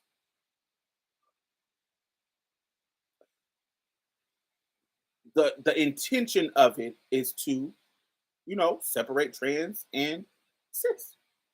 Because if you just say woman, it could be me, it could be you. It could be a cis woman, trans woman. If you just say woman, we are women if you respect trans women's identity. Now, if you don't respect us, then we not all women. Because what you're doing is saying, I'm the woman. You need the prefix. You need the trans. It's kind of like white women. I'm the woman. You need to add the black woman to it. I'm the woman. You need to be distinct about the type of woman you talking about. You need to add the black because the default of woman is me, the white one. Mm-hmm. And y'all don't mind making that distinction when it's about race, but when it's about gender, we got to be careful. We got to be careful with our language. And if you have a problem with it, you have to ask yourself, why do I have a problem with this? Why? The fish totally understood it. Cisgender don't understand it at all. Why do you have a problem with it? It's transphobia, baby. Because there's tons of other labels that you just use. And especially as black people and queer people, we are the tastemakers. We change language all the time. Bad bitch. We know what bitch, the root of bitch. You love calling yourself a bitch, but all of a sudden cisgender it don't even come with the same negativity of nigga, bitch, and all them other words that we have adopted as words of endearment. But cisgender, you have a problem with? We change words and add words, and AAVE is full of didacting words and adding stuff.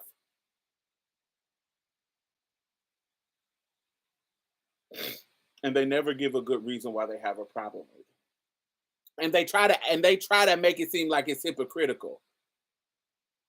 If we don't want to be called something, why can't you just accept that you don't like to be called things?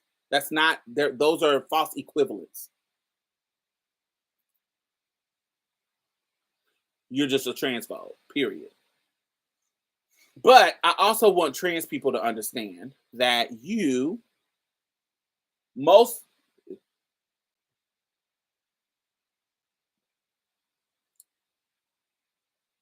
I'm not gonna go, if I'm trying to dismantle racism, I'm trying to get some rights, I'm trying to get my community comfortable for me, I'm trying to be in a space that's healthy for me as a black person. You think I'm gonna go to the Klan rally to do that? I'm not gonna go to the Klansmen and say, oh my God, I really wish you would use the language. Stop using nigger. And I wish you would, because that's very disrespectful. And, it makes me feel less than human. It makes me feel like a second class citizen. I really wish that you would stop using that language. Why would I do that? Why would I go to the Klansmen and do that? Because I know for a fact that they're not going to respect what I want in regards to the language, right? What these people are telling you, what these cis women who have a problem with being called cis women are telling you is that they don't mess with you. They think if you pay attention to what they say, see, I always see that's what we get for trying to be allies. They think they're doing you a favor. They are not allies. They are performing allyship but don't respect your identity. Just like white people who are racist or liberal white people who, yeah, I voted for Hillary. And I think racism is wrong, but can I touch your hair? Oh my God. I'm gonna see, oh, you're walking through my neighborhood and you're black. Are you supposed to be here? They still gonna do all of that stuff. That's racist.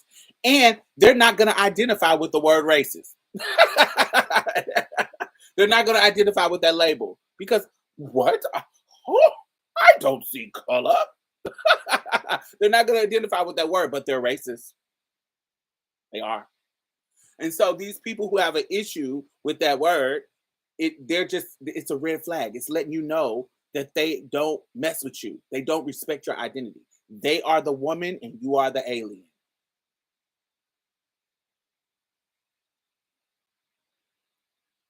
Oh, I've seen these exact women. It's hilarious how you said it. Yeah. That's just what they are. We know what those people are. So if they're telling you, I have a problem with cisgendered, it is because they are a transphobe and they are not in your community. And I'm pretty sure there ain't nobody in your community that is your friend as a trans person that is saying that. They're not. It's only people online who don't mess with trans people. The Karen at the Mexican restaurant. Absolutely. So anyway, this week, Mr. What's this? I keep forgetting his name. McCormick, Samson McCormick, whatever his name is, Samson McCormick. I don't know him, but he was this week on Fox Soul being disrespectful to trans people. So, in the midst of this, Duran Bernard was called out. Now, I cannot listen. I'm a I'm gonna leave it at that. I'm gonna I'll explain this later. But what is my let me find it. I want to read it so you can hear what's being said. Okay. So Duran was called out. So this person says,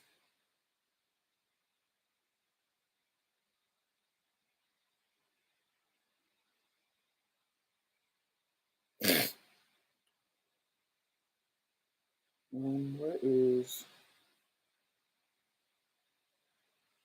I want to read it verbatim. I'm sorry.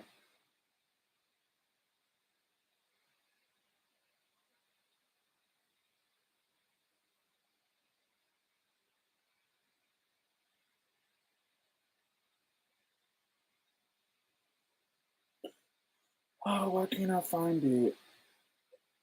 So basically, a gay boy was calling out Duran because Duran kept getting in the comments of multiple posts when it comes to trans people and kikiing about the transphobic stuff that was being called out. And the gay boy was like, you know what? I'm gonna have to stop following Duran because I keep seeing him under the comments, and instead of calling the people out that is doing this transphobic stuff, he keeps getting under the comments and kikiing about it.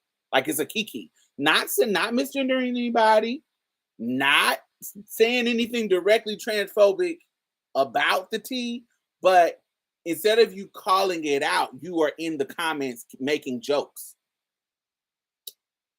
I've seen that, but I would be hypocritical if I said that I'm not that type of person too.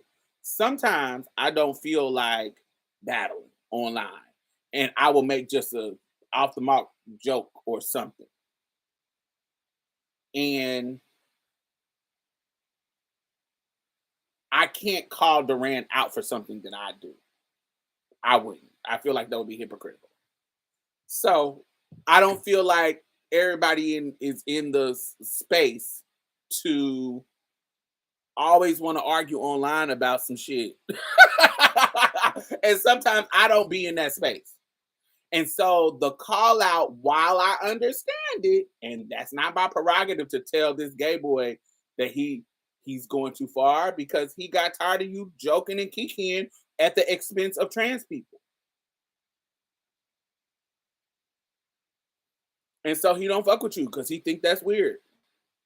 Do I think it's weird? Yes. I don't think it's necessarily weird enough for me to not fuck with you, but that's not my space to not deal to determine. Some people think it's weird enough for me not to fuck with you. Now, the Samson McCormick dude, I don't fuck with him because he is directly being transphobic and being shady on public platforms, in the comments, everywhere.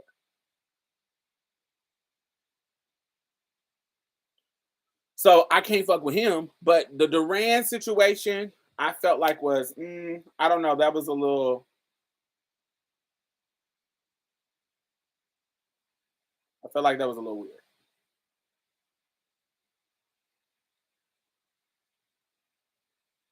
I wish I could find the exact post.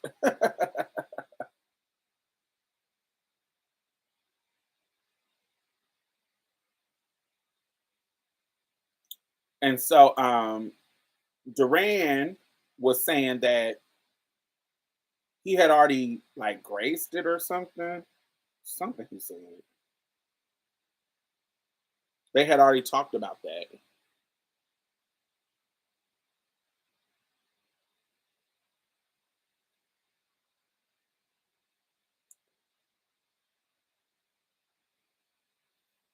So the Duran situation, I don't think is that deep. For me, it's not. So I'm like, okay, you kiki.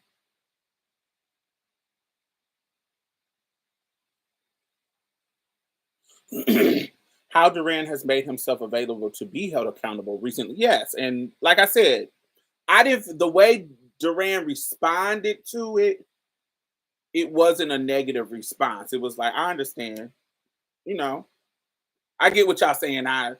But that's why I said I'm the type of person. Sometimes you will see me kikiing under a post that shouldn't be funny, but it's funny to me, child. Because just because it is politically incorrect, don't mean I'm not gonna get my chuckles on.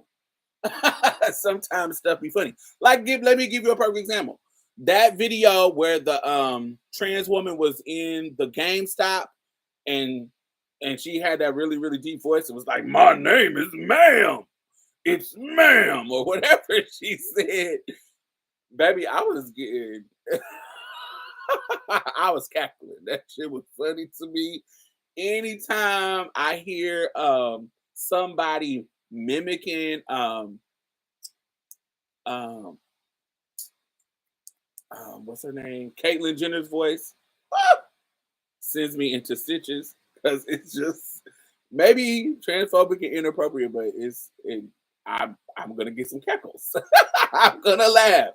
So I can't be, I can't be pitchfork and yes, cancel Duran just because he in the comments laughing and making jokes, child. I'm sorry. Um, I have one of those sense of humors. Yes, I have a dark sense of humor.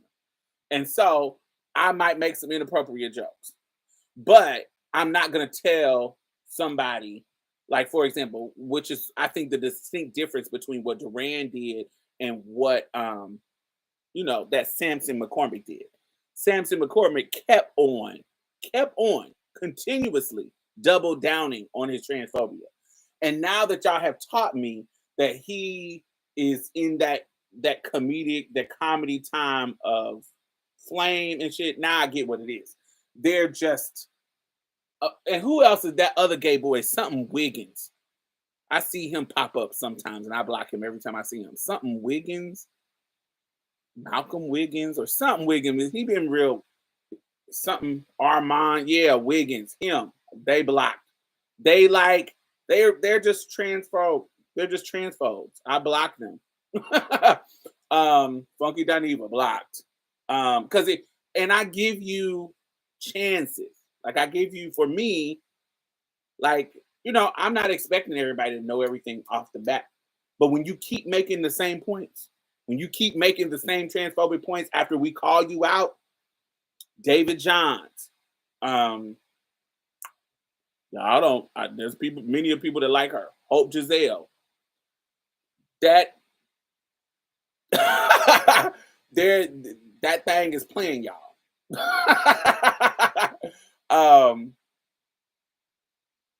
That's just it's just a I just have these people blocked because I'm not gonna keep teaching and you say the same and you keep doing the same thing over. Hope Giselle ain't as bad as them, but because I've been around, I'm an OG, and I've been around, and I'm somebody who has, because I'm usually been out longer than most people, especially on the internet. I see people's evolution, and I see the games that they play. Like I know the games and shady stuff that they do either behind the scenes or in front of the scenes, like shucking and jiving for cis people. That shit, I just see it and clock it. So I'm one of them people that once you continuously do stuff over and over and over, that's who you are to me. And so I gotta block you, especially if you're not. I understand people gotta go through change. I'm a person who has evolved. But if you're doubling down, if I see I'm wrong, I'll let it go, and we move on, and we get better. But if you're not getting better and we having the same conversations, I mean, what do I do to that? I block you.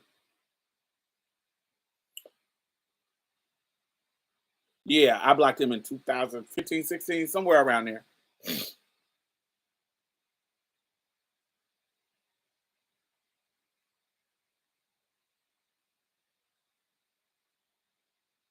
Duran is also on a national tour with his Teeny Desk is premiering at the end of the month. A stunt like this could fuck up his fame momentum. Smart guy. Duran has me blocked anyway. Not on Twitter and stuff, but on YouTube. Duran has me blocked. Duran has had me blocked for years because I was in his comments. I was talking to him like I would a gay boy. So this was during the time that Duran wasn't openly gay. But Duran, to me, in how he presents and act, he was always gay to me. Like, oh, buddy, his water is wet, child. And so sometimes when I engage with gay boys, because we're a part of the same culture, I might use the lingo because we are queer people.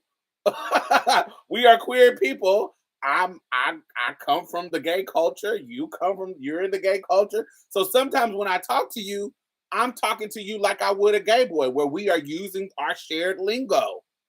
And so in the comments, I was using our shared lingo. Yes, Miss Thing. I can't remember what we were doing. Some word. It was some kind of word that I would use with a gay boy that any open gay boy would not have an issue with. But I didn't know he was not open. I thought it was clear as day that this is a gay boy. So I came into the comments with a compliment that was in gay tongue. And because he was voguing in his basement and he couldn't take the lingo. Yes, he was voguing in his basement. And so since you're voguing in your basement, I think you're a gay boy. And so I'm like giving him a compliment in gay lingo. And because he was not open and not claiming to be gay at the time, he blocks me for talking to him in gay lingo. And I have never, of course, I'm never going to ask a motherfucker to unblock me. Never. But because he's never blocked me anywhere else, like on Facebook. We're on people friends. We on each other friends list on Facebook. We friends on Twitter. Instagram, all that kind of stuff. So, but that's how long it's been, and it's hilarious to see him be openly gay now. And I can be like, girl, he used to block me. He blocked me because he was still in the closet. That is so funny to me. It doesn't feel like any kind of change. It just feels funny. Because I've always been a fan because the nigga can blow. So I like anybody who can sing. And so and so it's just ironic that yes, I am blocked by Alcohol Harmony because he wasn't out the closet when I was speaking to him in gay, our, our mother tongue, and he didn't want me to be speaking to him in our mother tongue. He was not, he was ashamed of his mother tongue.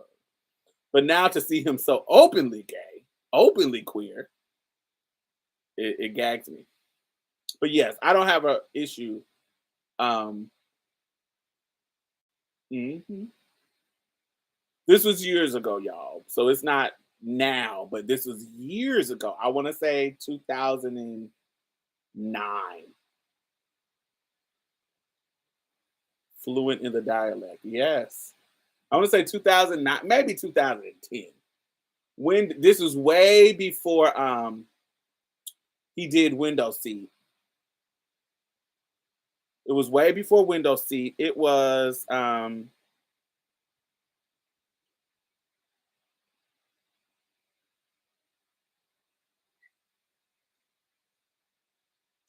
trying to think of, I think he had did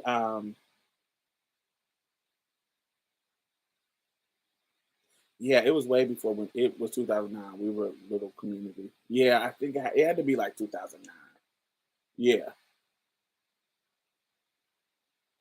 early YouTube. We been knew he was a butch queen. Yes, and I thought it was obvious. It was so obvious to me that I was like, "Oh, come on, Miss Thing, wear it out. You wore." Like I said something along the lines like, "Yes, bitch, Miss Thing, you wore that out." Something like that. And he was like, "Oh no," and blocked me. Got me right together. And I said, it's like, "Oh, wait, you not gay?" And honey, he said, I was like, impossible. What kind of straight boy is this? Voguing in his basement. What kind of straight boy is singing like this? Because there is a particular way that a gay singer sings. If you, I don't want to be stereotypical, but it is what it is. There's a particular way a gay singer sings that a male singer, that a dude who knows how to sing, a dude who knows how to sing that is a straight dude is trying to sound like Gerald Levert, Tank. It's a particular way that they sing. A gay male singer is trying to sound like Brandy. Is trying to sound like Kim Burrell, Karen Clark. There's a particular type of singer that they mimic. And if you know the nuances of singers, I can tell, it's not that the straight boys don't want to know how to run. They don't want to, it's not that. It's just how they deliver. How, think about Mario, think about Tank, think about men who know how to sing, straight men. There's a certain way that gay men sing, and they sing their tails off, but they sing a certain way. There's a certain agility. There's a certain alignment with female voices that they have. It is a certain, any singer knows that. And so I'm hearing you do all these Kimberell, Beyonce references, Brandy references, Erica Badu references. Straight men don't have those references. So usually, you can say it might be a little bit in their repertoire, but they usually have more masculine references. Usually.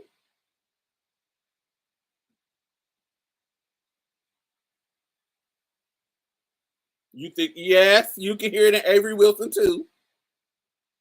You can hear it.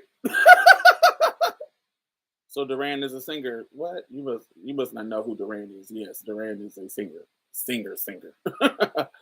They're not going to where gay men go with the arrangement sonically. They just don't. Even when they can sing. Even if they can do it, they don't usually do it because it's not really a masculine way of doing a song. It's just not. Oh, okay. Yes, he is a singer. He started on YouTube. He became popular because he sung a cover of because he can sing. That's first and foremost. But he did a cover of Erica Badu, and she recruited him to be on her be one of her BGVs, her background vocals, and he went on tour with her. and then he had been doing his own music, and then he kind of now currently he has veered into his own music, doing his thing. Um, that's why no one was surprised when Avery came out. Yes, you are totally right. Like I'm like, this is honey. I know when a leopard got spots. I see it. and and yes, there's an element of stereotypes that not that everybody doesn't necessarily fit, but there's a reason why stereotypes exist. Some of them may not be absolutely true, but some of them are real. Some of them are real for a reason. Yeah, I never heard of him until the BET cipher. It is a very internet, and he's funny. Um, it is a very internet. He is a very internet person. So if you are on the internet and you've been on YouTube, you've been on Twitter, you've been on all these things for a long time, you know Duran. If you're not one of them people, yeah, yeah, I can see that. But anybody who is like a YouTube person, anybody who is like that, you know him, you know who he is. Plus, he's freaking talented. He is a singer.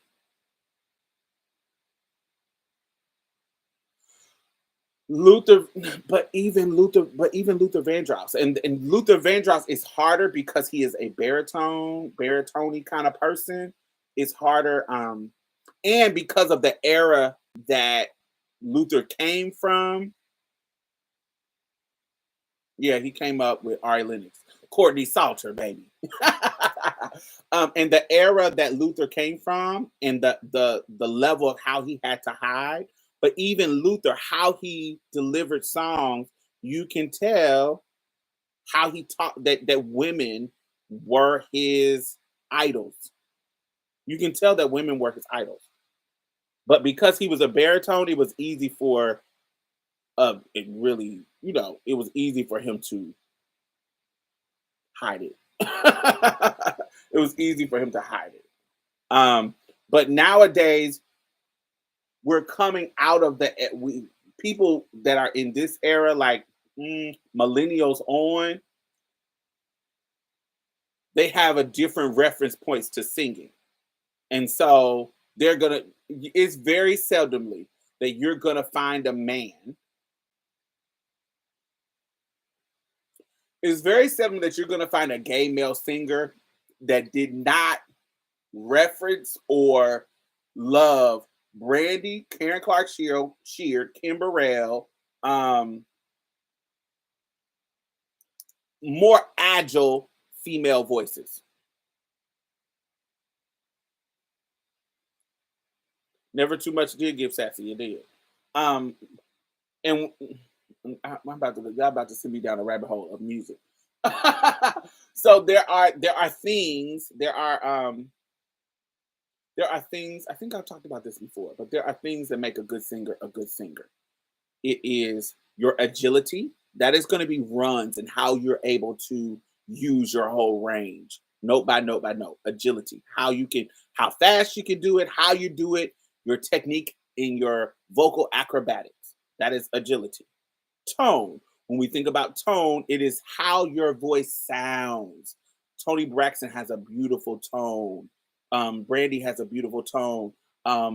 Whitney has a beautiful tone. Tone that make Erica has a tone that is unique to her. Erica Badu, that is unique to her. When you hear Erica sing, you know that this is Erica Badu. It's not going to sound like anybody else. Her tone is unique to her. So that tone, um, Anita Baker, tone. So tone, agility, tone, power. So when we think of Jennifer Hudson, when we think of Jennifer Holiday, when we think of um, um, what's her name, Fantasia, when we think of Patti LaBelle, when we think of that kind of power, that ability to project and give you that strong, powerful churchy, when we think about all the hollering, when we think about Kiki Wyatt, when we think of Kiki Wyatt can run too. But anyway, a good singer can either do one of these things really, really well. Of course, intonation. That's everybody. Everybody gotta have intonation. Pitch. Um tone and vibrato. You gotta there's some sub genre like vibrato. Vibrato is how you how the sound waves come out your mouth. So a over exaggeration of this would be like Tiny Tim. Tiptoe through the tulips. He has a very, very fast vibrato. Ooh, Marietta, little lamb. That is a fast. It sounds like a lamb to me. Like a lamb's in bad. Their vibrato is really, really fast. There's a bunch of people who sing like that, and it's about their tone. And some people they just do it well. Stevie Nicks has a very fast vibrato. Um, um, and then there's a slow vibrato. A slow vibrato, you have a um, you taught me. Slow is like it's like that. Yeah, it's very slow where the waves are going slow. And so that's your vibrato. That somebody with a slow vibrato. There's a video that's really, really powerful. It shows people doing their vibratos differently. Um, Shirley Bassey has a slow vibrato. Yes. Monica and Nina Simone have a fast vibrato. Absolutely. Y'all get it? Yes, exactly. So all of these things combined determine whether, look, pitch is really important. You knowing how to sing a tune and stay on key. Now, when you have other stuff, now when your passion gets involved, we take like a Mary J. Blige who, she be off key sometimes, but it's because she's feeling the passion of the song. Billie Holiday has a slow vibrato. Yes, sometimes people be off key, but that's not the norm. Sometimes the passion people can be slick.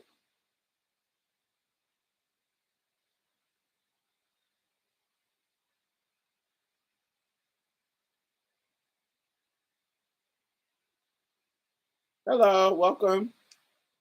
And so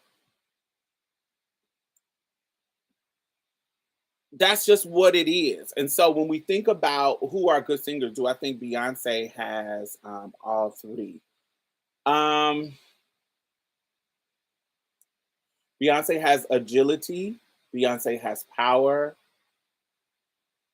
I, I don't put Beyonce in my top singers, but I am also not a person that will never, ever, ever, ever, ever say that Beyonce can't sing. Um, I think Jasmine. Now, what people think about these singers is going to be different. So, what I say about Jasmine may be different than what somebody else says. So, I'm just giving y'all my opinion of people. So, I'm a Beyonce fan because Beyonce, like Michael Jackson, is strong.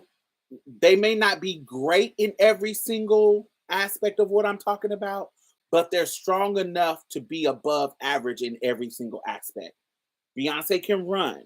Beyonce can stay on key. Beyonce can give you power. She can do enough of everything to be great. Add her workmanship and her sportsmanship, showmanship. That's it. Add her showmanship and her attention to detail and perfection, and you have the greatness that is Beyonce, and you have the greatness that is Michael Jackson. But we ain't gonna get into that comparison because I know some of y'all like to tussle, and I like to tussle too. So it is what it is. But she is the greatest entertainer alive. Period. But that's subjective. But I bet you there's more people that agree with me than they agree with your fame. Anyway, so Beyonce is somebody who has who does all of them above average. Okay, but let me give you what is her biggest strength to you. Her biggest strength to me is her showmanship.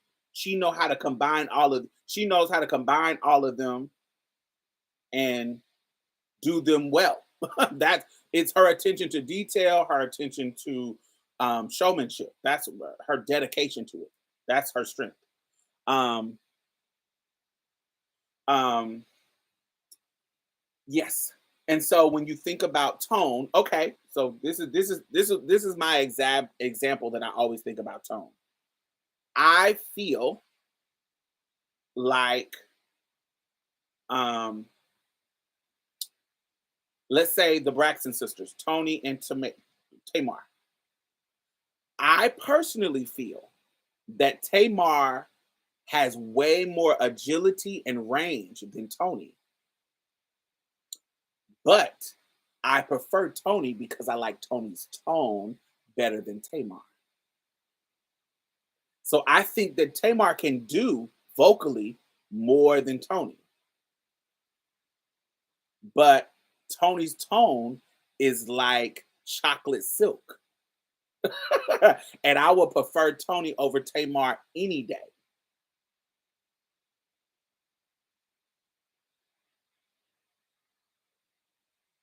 So, but it's something about that tone that I will take Tony over Tamar any day. So that's a preference. But because I'm a singer and I know the skill that it takes, I know that Tamar can do more than Tony vocally. But I just like Tony's voice better. Okay. Somebody said Jasmine. So why I like Jasmine is two reasons I like Jasmine is her agility. Jasmine can run, and her runs are clean and sharp and almost like percussion. Like how on rhythm they are, it's almost like percussion instruments. If you listen to her, it's almost like her voice is like a drum when it comes to rhythmically and her agility. And so that whole thing and her tone is why I love Jasmine. Her tone, her depth, her agility. I'm a person who likes runs. Some people don't like runs, but I'm a person who likes runs. That's the key to my vocal heart. I like power too, but the creativity that it takes to do runs creative on beat, that is a skill that you just gotta have. You can work on it, but sometimes you just gotta have it. Um, that's rooted in church. It's rooted in that kind of thing. So yes, um, I that's what I think. Um, Jasmine's. So yes, who else? What do we say? I see Tony always as Tamar seems better than her. Yes, Tony always says Tamar seems better than her. Yeah, she does. Technically, I just prefer Tony's. I wish Tamar's music would have come out before I saw her personality. To be honest, it actually did. Tamar came out in the '90s. If you don't wanna love me, don't love me, don't wanna do something. What's the words? Do what you wanna do. She's in this white on the ski slope, so she looks sickening.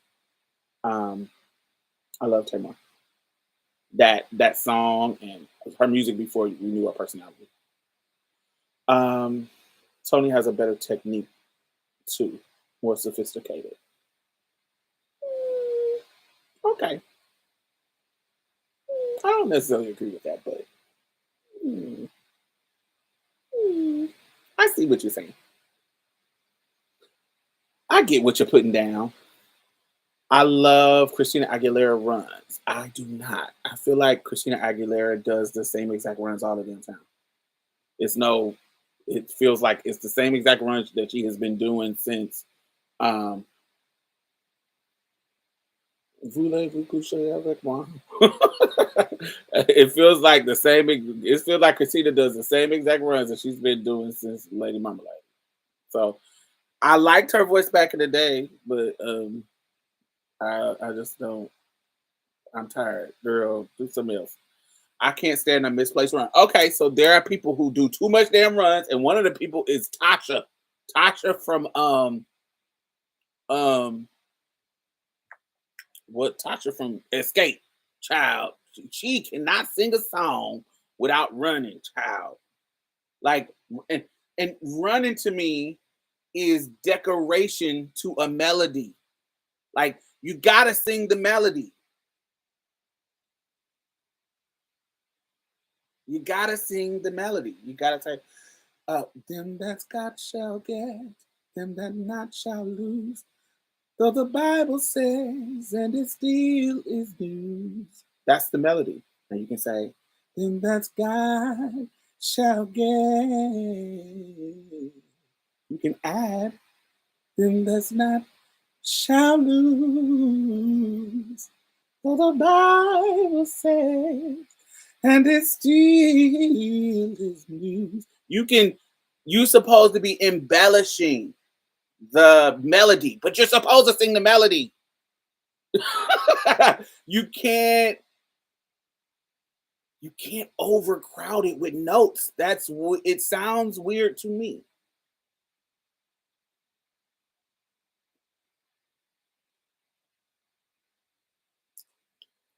Sounds weird to me. And so you have to, yeah. You know what I'm saying? Does it make sense? you gotta you gotta it should be a finesse. She doesn't have any finesse. She's just kind of just all over the place.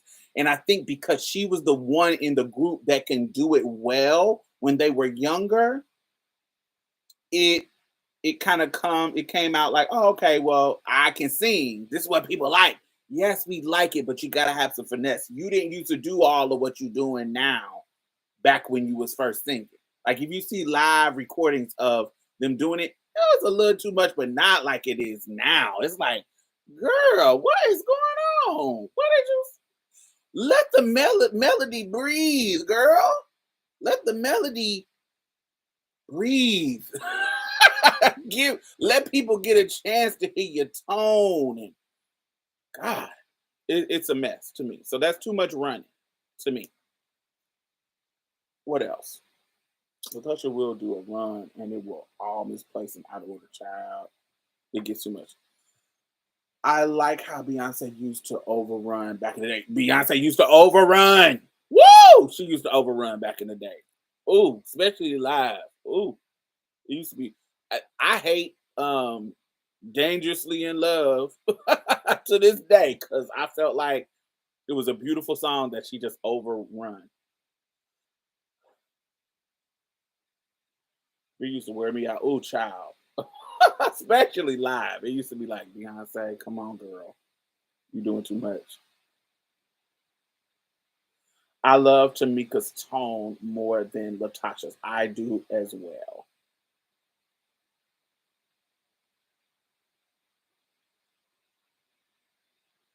So yes, what else? What else? What else? What else? What else? What was we? Y'all done got me off the topic of what I was talking about.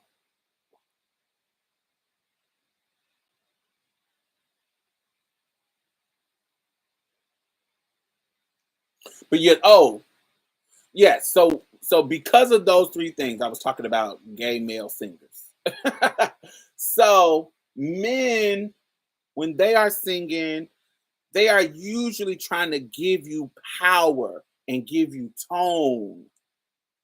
That is that is the strong suit of a male voice. Can they give you embellishments and runs? Yes, they can. Amazing people like James Brown, um, Usher. Can they give you those embellishments? Absolutely. Even though I feel like Usher's voice clocks him. I ain't gonna. I think he one of them people.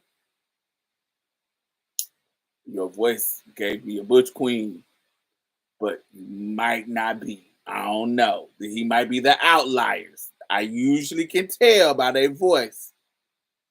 He's one of the ones that I would check in the Butch Queen box. But Like I said, nothing is absolute. And sometimes my gaydar is wrong.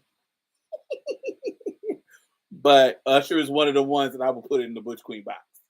Tone, Usher, Duran, Avery Wilson, Butch Queen, BQ. I may be wrong, but I'm willing to bet. I will die on the hill. Giving 80s before vibes, but gays were targeted as pedophiles. They were really trying to go after anything, no gender non-conforming. Yeah, I must have scrolled up too far. Yes. Not clocking on their vocals every single time. I mean, I could do it in church. I could do it. It's something about especially if you grew up in church. If that's where you hold your um honed your craft, because a church male singer and a church girl singer it sounds totally different. Commission, think about commission, um uh, the old school church voices. Joe Thomas is my favorite male singer. Like when we under Luther. Luther is my favorite, but he's gone now. So currently, Joe Thomas is my favorite male singer. I love Joe Thomas's voice. He does do beautiful runs and riffs, and it's the embellishment. It's not saying that they can't do any riffs at all, but it's how they do them. There's a very girly way. My favorite male singer is CeeLo Green. Yeah, he's CeeLo is kind of is similar to not similar, but the category that I put him in is kind of like similar to what I do Erica Badu. Erica has a very unique voice that is only hers. Um, and so I can't compare Erica with other singers. And because it's so unique, and CeeLo is like that to me. I love CeeLo's voice, but he don't sound like anybody else, which is a great thing. Um, this is an example of a singer who they have a tone, but they don't do any kind of runs. They do it's very, very slight, but they're not known for runs. Sade. Sade. Sade is her, while we love her, is her tone. It's just her, it's not, it's just a flat note. It's not some ridiculous vibrato. It's just a your love is king.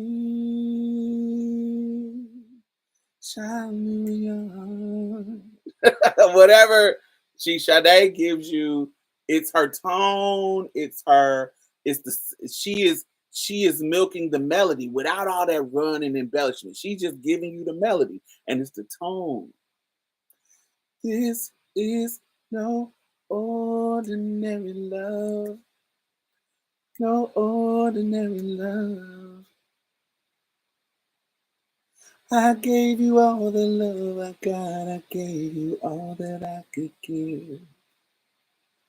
Gave you love. Mm-mm.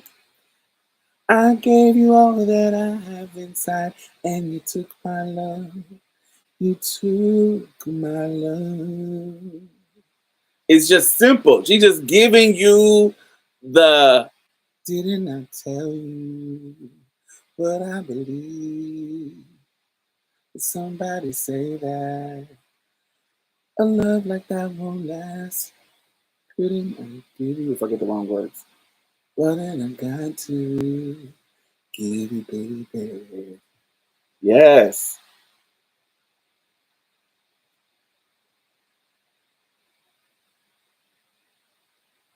I love when women have deep social justice. Yes, I do too. So yeah, Sade, it's a simple. So Sade doesn't do all of those runs. She don't be running and doing all that stuff. She just gives you a simple melody with the tone that's silky. Like I feel like Tony and Sade is similar in the sense that, but Tony gives you like a dark, silky, velvety chocolate, and um, and Sade gives you a silky, velvety caramel. It's a little bit higher. It's a little bit brighter than Tony's, but that same kind of just sexy, sultry tone. Ooh, I love that. First thing Monday morning, I'm gonna pack my tears away. Got no cause to look back. I'm looking for me a better day. Tony will give you a run sometime, way more than Sade. You know the thing about love is that it's not enough, and the only thing it brings you is pain. Say, you know the time when we must all make a change, darling. Just let it go, let it go, let it flow, let it flow. Everything's gonna work out right, you know. Babyface said he likes Drake's voice. Interesting. What was that? Who else? Let me think. Yeah, who else? So we have, so to me, I feel Jennifer Hudson has power. That is where, of course she stays on pitch or whatever, but Jennifer just has power. I never really listened to Jennifer and be like, oh, she has some great runs. No. I don't really listen to her tone and hear something unique and different. I know tons of people. She's from Chicago. I know tons of people from Chicago who sing like her. Tons of church girls that sings like Jennifer Hudson. Tons. I hear that all the time. So, but she has the typical church girl power.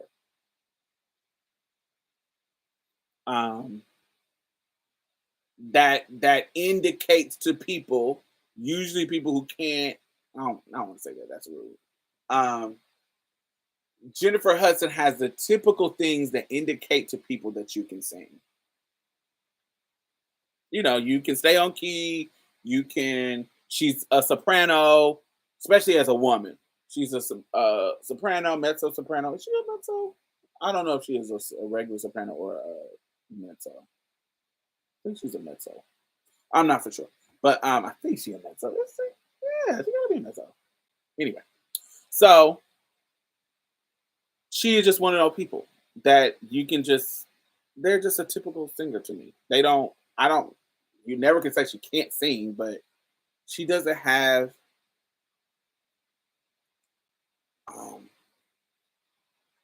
she doesn't have anything unique for me to be like going up about for me. But she has the power.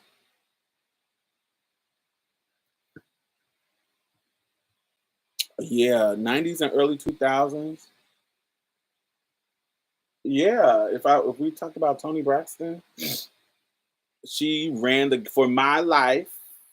Yeah, because what we got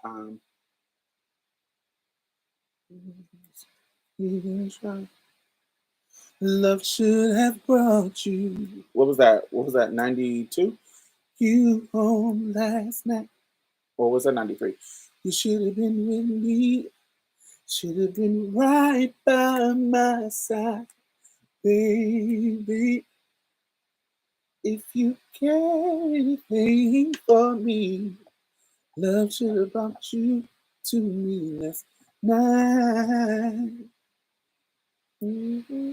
And then what? 7 whole days without a word from you. 7 whole nights. Yes.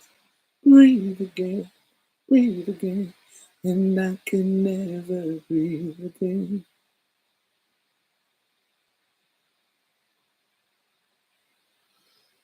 When you consider the rating of a singer, do you judge the entire catalog or the hits? Um, it really just depends on what I've heard. Uh, Not every singer I've heard their entire catalog, but it just depends on what I've heard. I can only judge about them by what I've heard.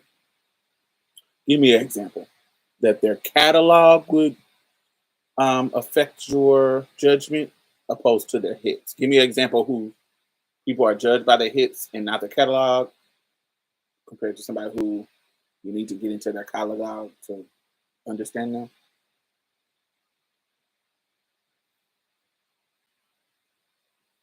I think one of the reasons, I guess Brandy would be, one of the reasons why people don't understand why Brandy is who she is to so many people is because they don't understand their catalog. Her catalog, they hear her hits and they don't understand the depth of her talent because either they don't understand singing very well and they're used to, Fantasia or Jennifer Hudson. They're used to that type of voice. Um, those typical, they don't understand the uniqueness of Brandy's voice. That's why, Brandy is a singer. She's not really, it's hard to explain. They don't, yeah, the nuances of her voice, they don't understand it. Why what she do is so difficult to people to mimic. Why so many people try to mimic it. How she have influenced so many people's voices when they're recording. How we can hear, oh, you sound that Brandy did that. That's you sound like Brandy. And they think like even like Chris Brown. But then Chris Brown would be like, oh, Brandy.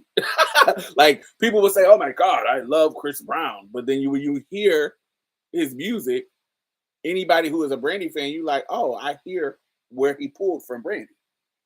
And Chris will tell you that, but other people will be like, I don't like Brandy. I like Chris Brown. Or that's one person. Um, um, but it's multiple people. Like it's multiple people. You'll be like, oh, yeah, I hear Brandy. Like, oh, I hear how they layered this. Chris is a pop singer. Yes, he is. A R&B pop singer.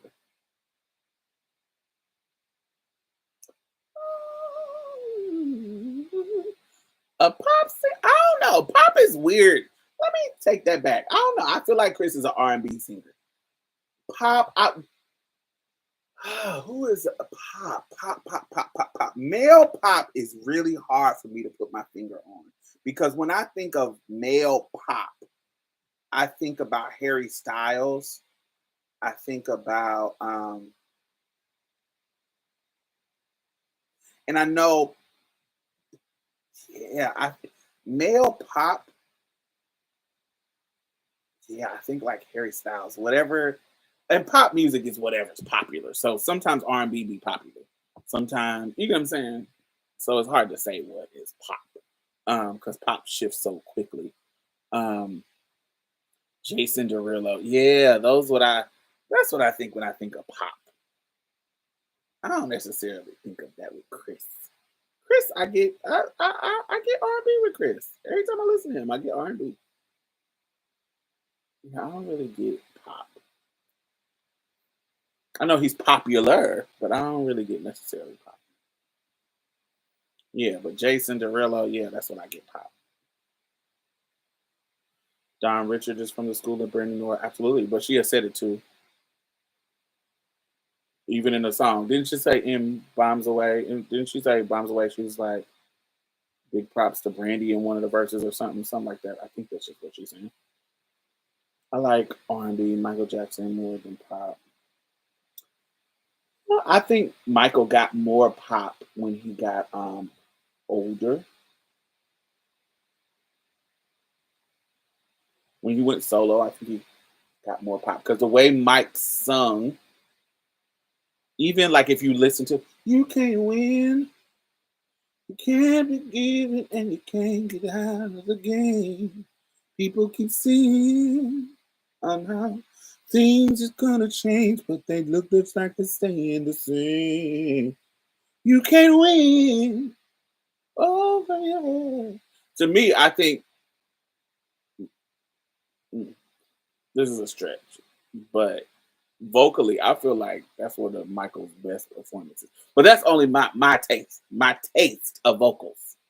Um, yeah, with my taste of what I like, I feel like "You Can't Win" is one of Michael's best vocal performances. Period. Um, I did like "Man in the Mirror," but it was real poppy. When he started doing the "Woo," when he started doing when he started doing that kind of stuff, that's when it got into he just this is his unique pop sound. Um, Invisible was R&B, but that was him trying to get back into a whole other situation. If you know the history of Michael Jackson, his first album was a flop. People don't like to admit stuff. I'm a music connoisseur, and so I be knowing stuff, y'all. And look, Michael's very first album was a flop. Michael didn't become his greatest self until he teamed up with Quincy Jones. The albums that made Mike a star was because of Quincy's genius in music. Quincy, I know y'all seen on the internet all these stacked harmonies taking the taking the taking the music out of Michael's harmonies, and you are hearing Michael do 4 and 5 harmonies. But that is because Quincy Jones was a master composer who had been working for 40 years already in big bands and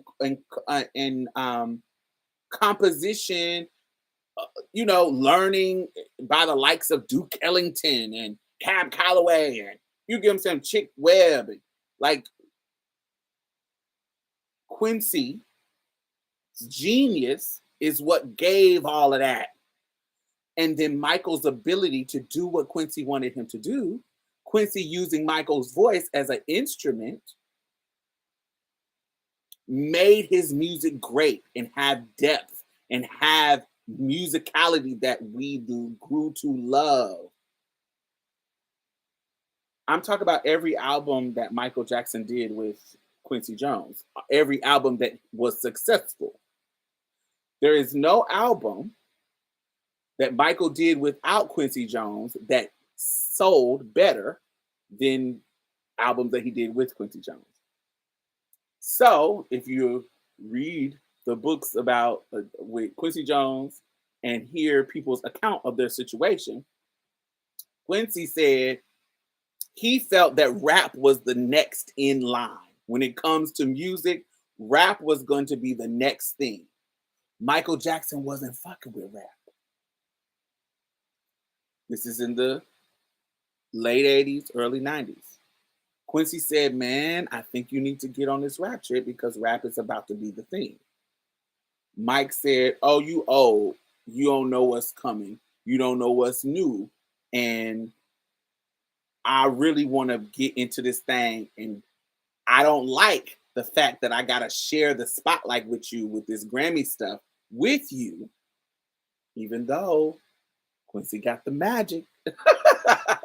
So he dropped Quincy because he thought he was losing his touch when he said that rap was going to be the thing. Michael come from a whole different genre of music. Remember, he come to the time that he that live musicianship, that James Brown, that those type of people was people he come from. Rap was beneath Michael. He didn't think rap was going to be the thing. Not that Quincy was trying to get him to rap. Quincy was trying to get him to include rappers into his music, into the next project. But he didn't want to mess with Quincy's suggestion in bringing rap into his stuff. Because if you know, he never did that.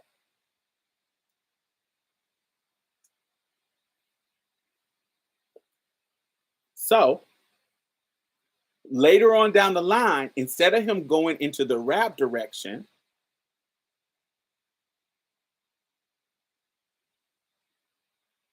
oh, I definitely don't agree with that. As far as rap is always in the top. But he went and got the hottest sound. When he left Quincy, he got into the next album that he did after he left Quincy, which is After Bad. He brought in other writers, like he tried to bring in that New Jack Swing, that that Teddy Riley. He tried to bring in another sound, but it didn't work as good as Quincy.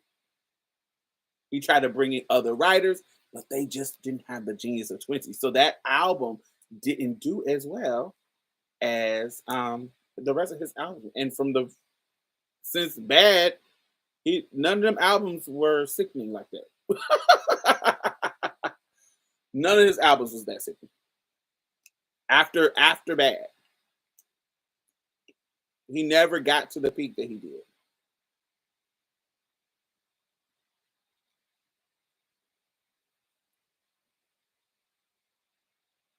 He didn't want Michael to rap. He wanted him to include some of that vibe, some of that musicality that rap was doing into his music.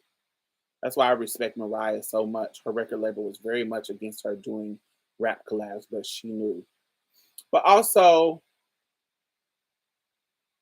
Mariah had established herself as a pop artist. She was going to need to make the flip. She was smarter. You're right. She was smart enough to make the flip, um, to include a more urban sound for herself, because she would have came up against what Whitney had come up against for a very long time with the Black community, um, and because of colorism and all that kind of shit. Mariah didn't have to worry about that too much, but Whitney was being pop. You feel what I'm saying? And they were like, she was a sellout. Remember, she got booed. What was it? The Soul Train Awards, or I don't know where she got booed at, but she had got booed because they felt Whitney was, a sellout. They thought she was a pop girl. She was a sellout trying to be white. People don't talk about that, but there was a time in Whitney's early career that the Black people had turned against her, booed her at a award show. People don't talk about that because they all, oh, Whitney is the voice now, but no, Black people is fickle. Black people is real fickle, child. So you gotta So there was a time when they were being very extra to Whitney. Whitney was a sellout, they thought. And Mariah, coming from this pop, very, is she not? Did you watch Dionne Warwick's documentary? I watched the one on HBO. Is it on CNN too?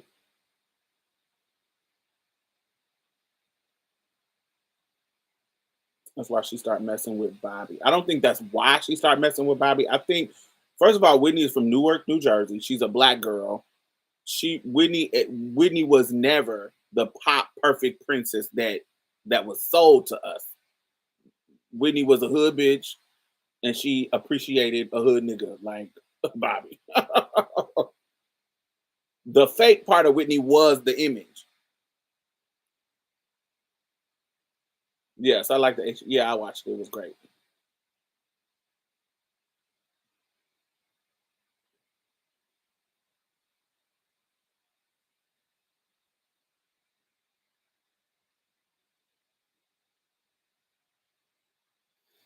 Yes, he did. He did have Heavy D on the Dangerous album, but he didn't want to do that.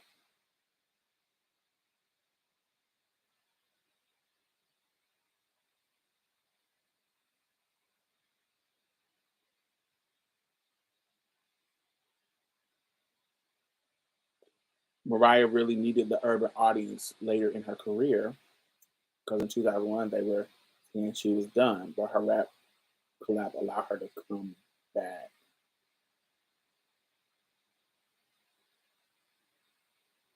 She had done the She had done the rap thing. She had done the rap thing before 2001. Remember, she did Breakdown. She did Honey, Breakdown. All of that was the Butterfly album. Breakdown. So you're breaking me on down. She had done the urban thing before that. So, but you're right. She needed to switch. Vocally, Deanna Whitney. I feel that's another element too that I think is weird when you compare. You don't have a Whitney without a Dion. Like it's like a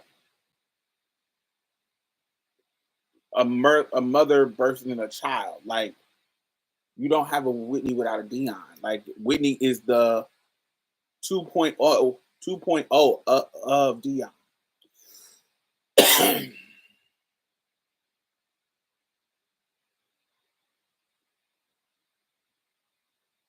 You're right, but Whitney needed that street cred that Bobby gave her.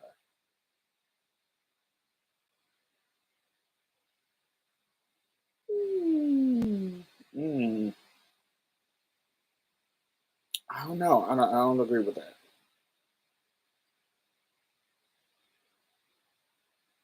I think her talent is what sold people. I think the magnitude of greatness that was the bodyguard is what overcame that. I don't think it was Bobby at all, honestly. I think the magnitude of the bodyguard, the song from the bodyguard, the era of Whitney of the bodyguard, her voice of the bodyguard, her talent superseded her hate, the people who hated her. Because yeah, I don't think it was Bobby at all. I think Bobby was a stain on her image, um, but her talent. The bodyguard was so yeah, it was so huge. Like it was so Whitney. Like just the one. Not that the other stuff prior to Bodyguard wasn't amazing because her voice is her voice, but the Bodyguard was the Bodyguard. Anybody who was around during that time, like it was the Bodyguard, child. The Bodyguard. Like we used to have radio, not radio, but radio too. But we used to have um,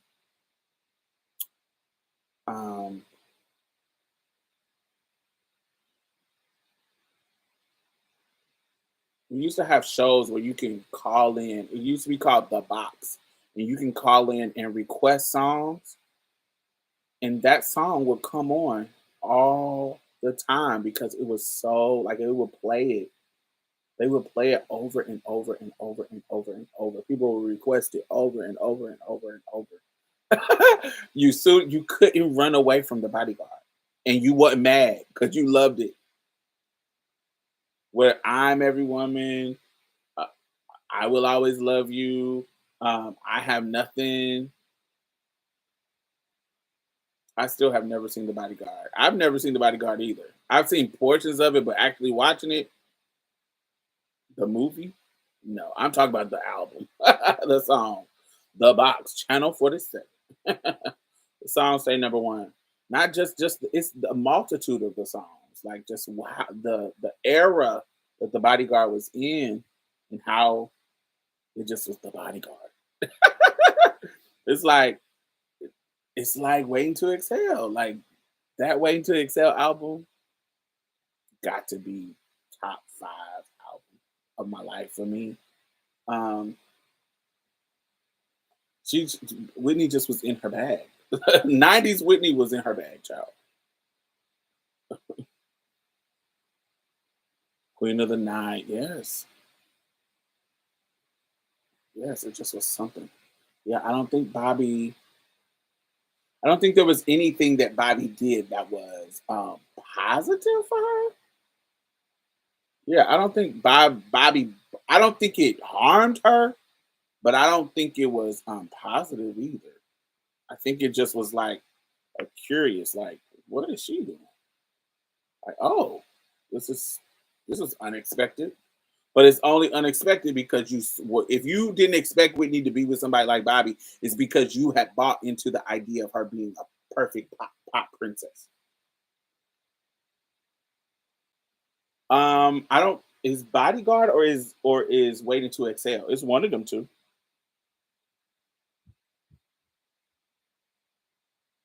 Somebody Google it and see which one. I thought it could have been Bodyguard. I think Bodyguard was, but it could be Way to Excel. One of them two. Somebody with Whitney. The guy that she on both. And produced both with Babyface. Because she decided, Babyface said that she decided who was going to be on that album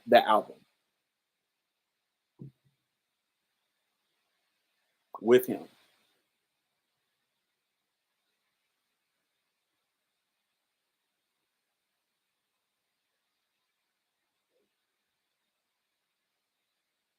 We got something in common. I like the video. It was cute. Yeah, I think so too. It was. Make sure y'all thumbs up. If you are still here, we have gotten down. I don't know how many people is 41. Yes. Make sure y'all thumbs up if y'all just watching. So yes, I'm gonna get off here. I want to go get me something to eat. We've been on here for 3 hours. So I will talk to y'all. Let me see if I will be in town next week. So I am going to be in LA. Yeah, I'll be here. Let me see. Yeah, so I will be in LA from the 14th, 15th, and 16th. So next week in the middle of the week. So Tuesday, Wednesday, and Thursday. So if you're in LA, hit me up on my social medias. Um, uh, I will be Los Angeles, California, doing a speaking engagement event with Tinder, discussing, being a dating career woman, trans woman, and how, you know, we navigate online dating and stuff like that. So if you are in LA and you want to come to the event, let me know and I'll let you know where it's going to be at. um, yeah, so I will see y'all later. And yeah, talk to you.